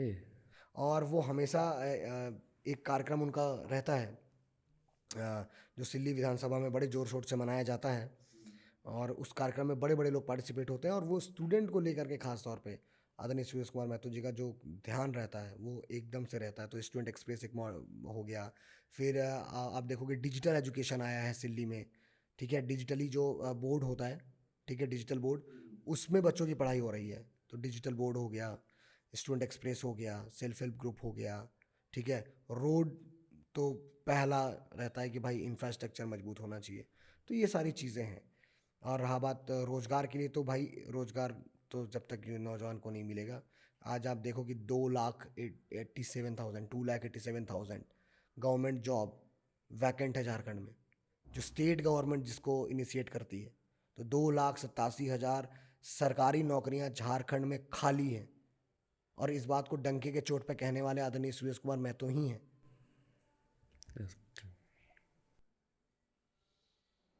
आप देखो जेसीसी सीजीएल का एग्ज़ाम हुआ, जब पेपर लीक हुआ, तो ये आंसू पार्टी ही थी जिसने कि पूरे झारखंड में धरना निकाला, हमने मसाल जुलूस निकाला, और उसके बाद नीरज सिन्हा को रिज़ाइन करना पड़ा था। पिछले साल की बात है। ये एग्ज़ाम से याद है, ये अभी कुछ दिन पहले शायद यूपीएससी जेपीएससी की एग्ज़ाम हुई थी, सॉरी जेपीएससी या यूपीएससी मुझे क्लियर नहीं है, जो कि जेएमएम सरकार ने 2 दिन के लिए प्रॉपर इंटरनेट बंद कर दिया था। इसके पीछे क्या रीज़न रहा होगा? It's just a political stunt. Internet का कोई लेना देना नहीं है एग्ज़ाम में। आप जेपीएससी का एग्ज़ाम देने जा रहे हैं, कोई मैट्रिक का एग्ज़ाम देने नहीं जा रहे हैं। इनफैक्ट इतना बड़ा सब्जेक्ट, इतना वाइडर सिलेबस, आप कोई बंदा 10 मिनट में क्या, 5 मिनट में क्या, 1 घंटा में भी पेपर नहीं सॉल्व कर सकता है जल्दी। पहली बात। दूसरी बात, आप ज़रा सोचो कि आपने मेरा सेंटर दे दिया, लो मान के चलो कि रांची से मेरा सेंटर दे दिया बोकारो, और मेरा पॉकेट में पैसे हैं नहीं, या मेरे पास पैसे हैं बट मेरा पैसा कहीं किसी ने पॉकेट मार दिया। तो मेरे पास फ़ोन है, मैं फ़ोन पे चलाऊंगा। अब आपने इंटरनेट ही बंद कर दिया। अब मैं एग्ज़ाम देने गया हूँ और मुझसे बस वाला बहस कर रहा है कि तुम मुझे पैसे दो तब बस से नीचे उतरने दूंगा, नहीं तो पूरा सामान वापस करो। क्या करूँगा मैं? तो इंटरनेट बंद कराना इज़ नॉट द सॉल्यूशन। आप अच्छे एजेंसीज को लाओ, जो एजेंसीज ट्रांसपेरेंसी के साथ एग्ज़ाम कंडक्ट कराती है, जो एजेंसीज बहुत पावरफुली एग्ज़ाम को बेहतरीन तरीके से कंडक्ट कराती है, आप उन एजेंसीज को हायर करो ना। तो आप क्यों नहीं करते हो? क्योंकि आपकी मनसा ही नहीं है। आपको तो मालूम है कि भाई मेरे पास इतनी सीटें हैं, इन सीटों में से इतना सीट मुझे डील करना है, इतना सीट भाई टॉपर्स लेके जाएंगे, इतना सीट पे आदमी चलेगा। तो ये ऑलरेडी यहाँ पे वो डीलिंग वाली बात हो रही है। तो यहाँ पे नौजवान का भविष्य को कोई मतलब थोड़ी, भविष्य तो सोचा ही नहीं जा रहा है। भविष्य क्या लेना देना? जो भाई साहब खुद बीआईटी मेसरा में पढ़े हैं, नहीं हेमंत सोरेन जी बीआईटी मेसरा से पढ़े हैं, अच्छा। और उनका जरा अटेंडेंस चेक कर लीजिएगा बीआईटी मेसरा में कितना दिन गए हैं। तो जो अपने पढ़ाई लिखाई में ही कभी रेगुलर रहे नहीं, वो क्या समझेंगे कि पढ़ाई लिखाई कितना इंपॉर्टेंट चीज़ होता है। और कोई बच्चा जब मन लगा के तैयारी करता है तो एग्ज़ाम और एग्ज़ाम के रिजल्ट से रिलेटेड उसके दिमाग में कितना टेंशन होता है।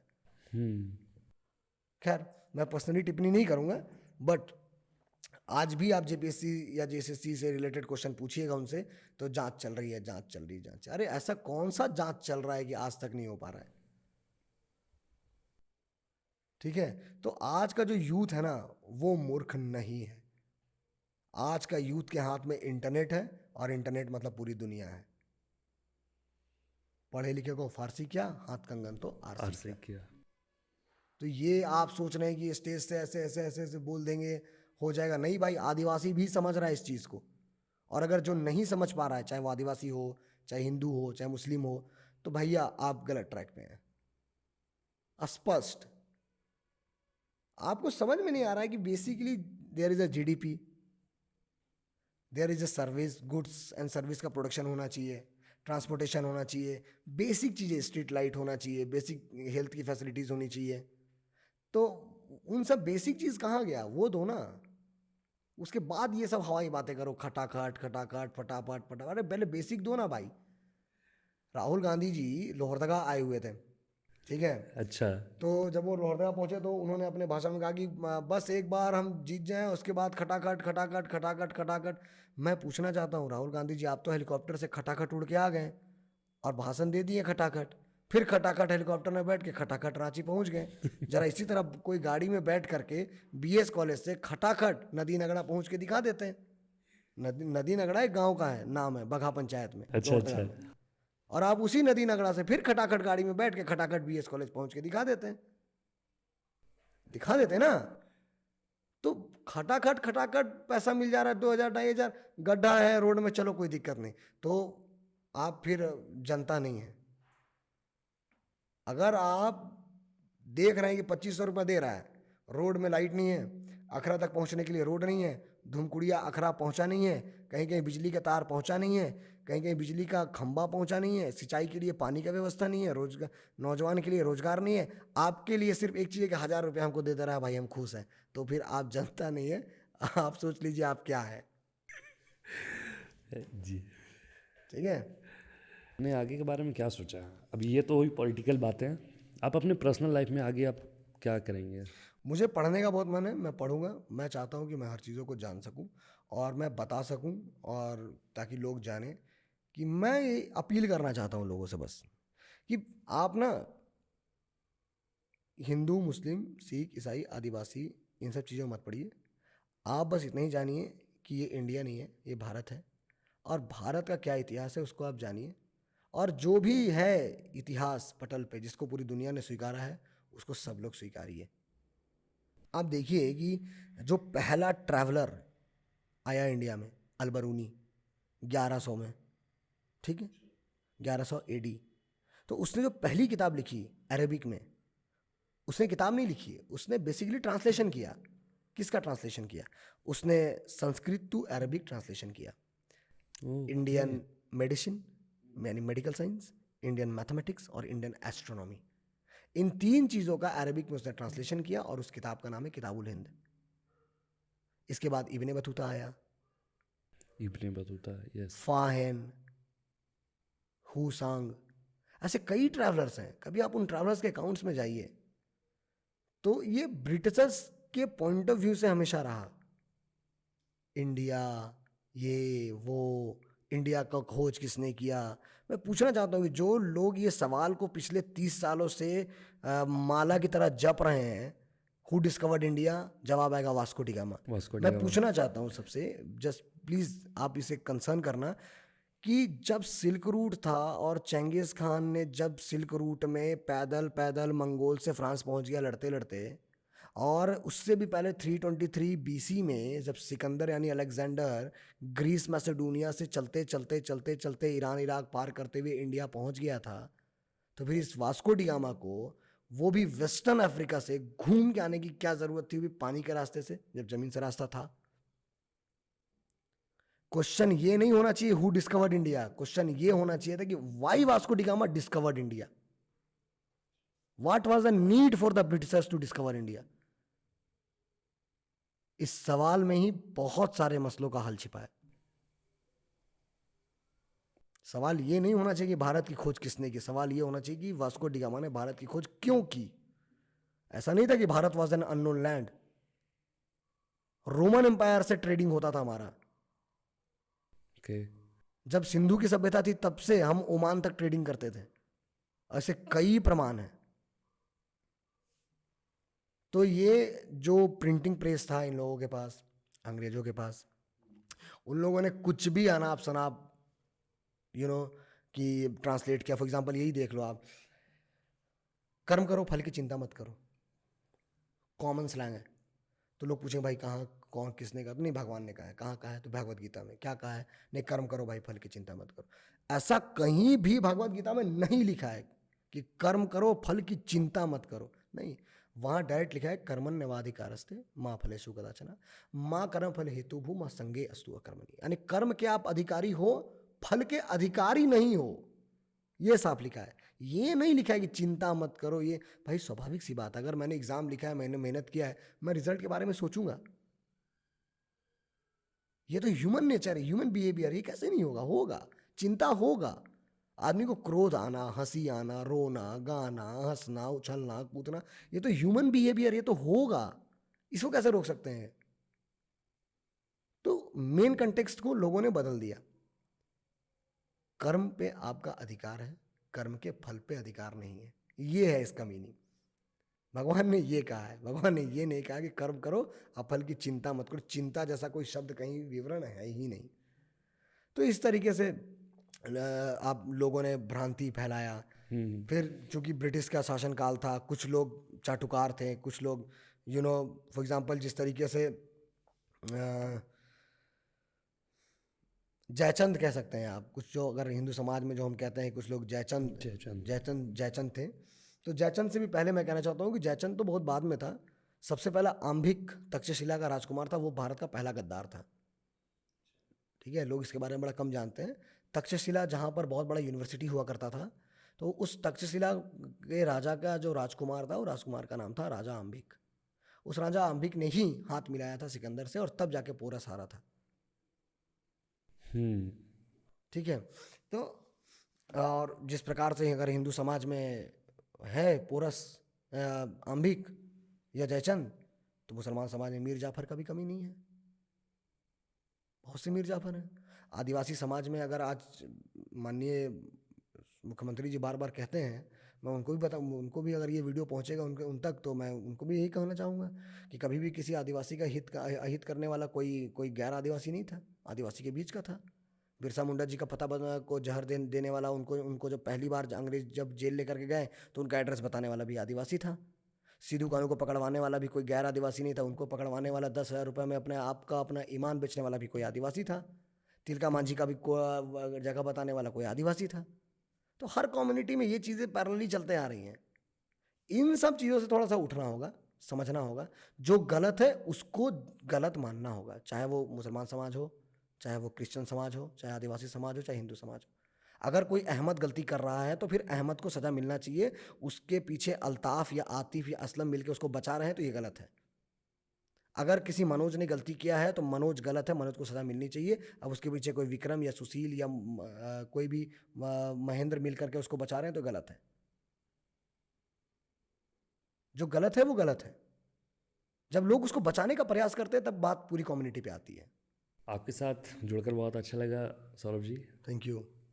काफ़ी कुछ सीखने को मिला, जानकारी काफ़ी मिली। बहुत बहुत धन्यवाद। बहुत बहुत thank you Tejas, and I would like to appreciate you so much. And मैं चाहूँगा कि आपका चैनल बहुत ग्रो करे, आगे बढ़े। एंड आपके इस वीडियो के माध्यम से मैं ख़ास तौर पे यूथ को कहना चाहूँगा कि लॉजिकल, साइंटिफिक टेम्परामेंट, फैक्ट, इन सब चीज़ों पे ज़्यादा फोकस कीजिए, और कोशिश कीजिए कि भारत को पहचान सकें। Bharat that is India, India that is Bharat is wrong, Bharat that is India is right. Thank you. तो जैसा कि अभी मैंने सौरभ जी से बात किया, उनसे बहुत कुछ जाना, समझा, सीखा, बहुत अच्छा लगा। और आप सभी जनता से ये अनुरोध है कि अगर आपका कोई सवाल हो और या फिर कोई सुझाव हो, तो हमारे कमेंट सेक्शन में कमेंट करके बताएं। और इसी तरह का कंटेंट देखने के लिए लाइक करें, सब्सक्राइब करें और ज़्यादा से ज़्यादा शेयर करें। हमारा इंस्टाग्राम आईडी है जो कि डिस्क्रिप्शन में दिया हुआ, वहाँ जाके इंस्टाग्राम में भी फॉलो करें, जो कि आपको वहाँ पे रील्स, शॉर्ट्स जो भी हमारे फुल पॉडकास्ट का है वो आपको मिल जाएगा। धन्यवाद।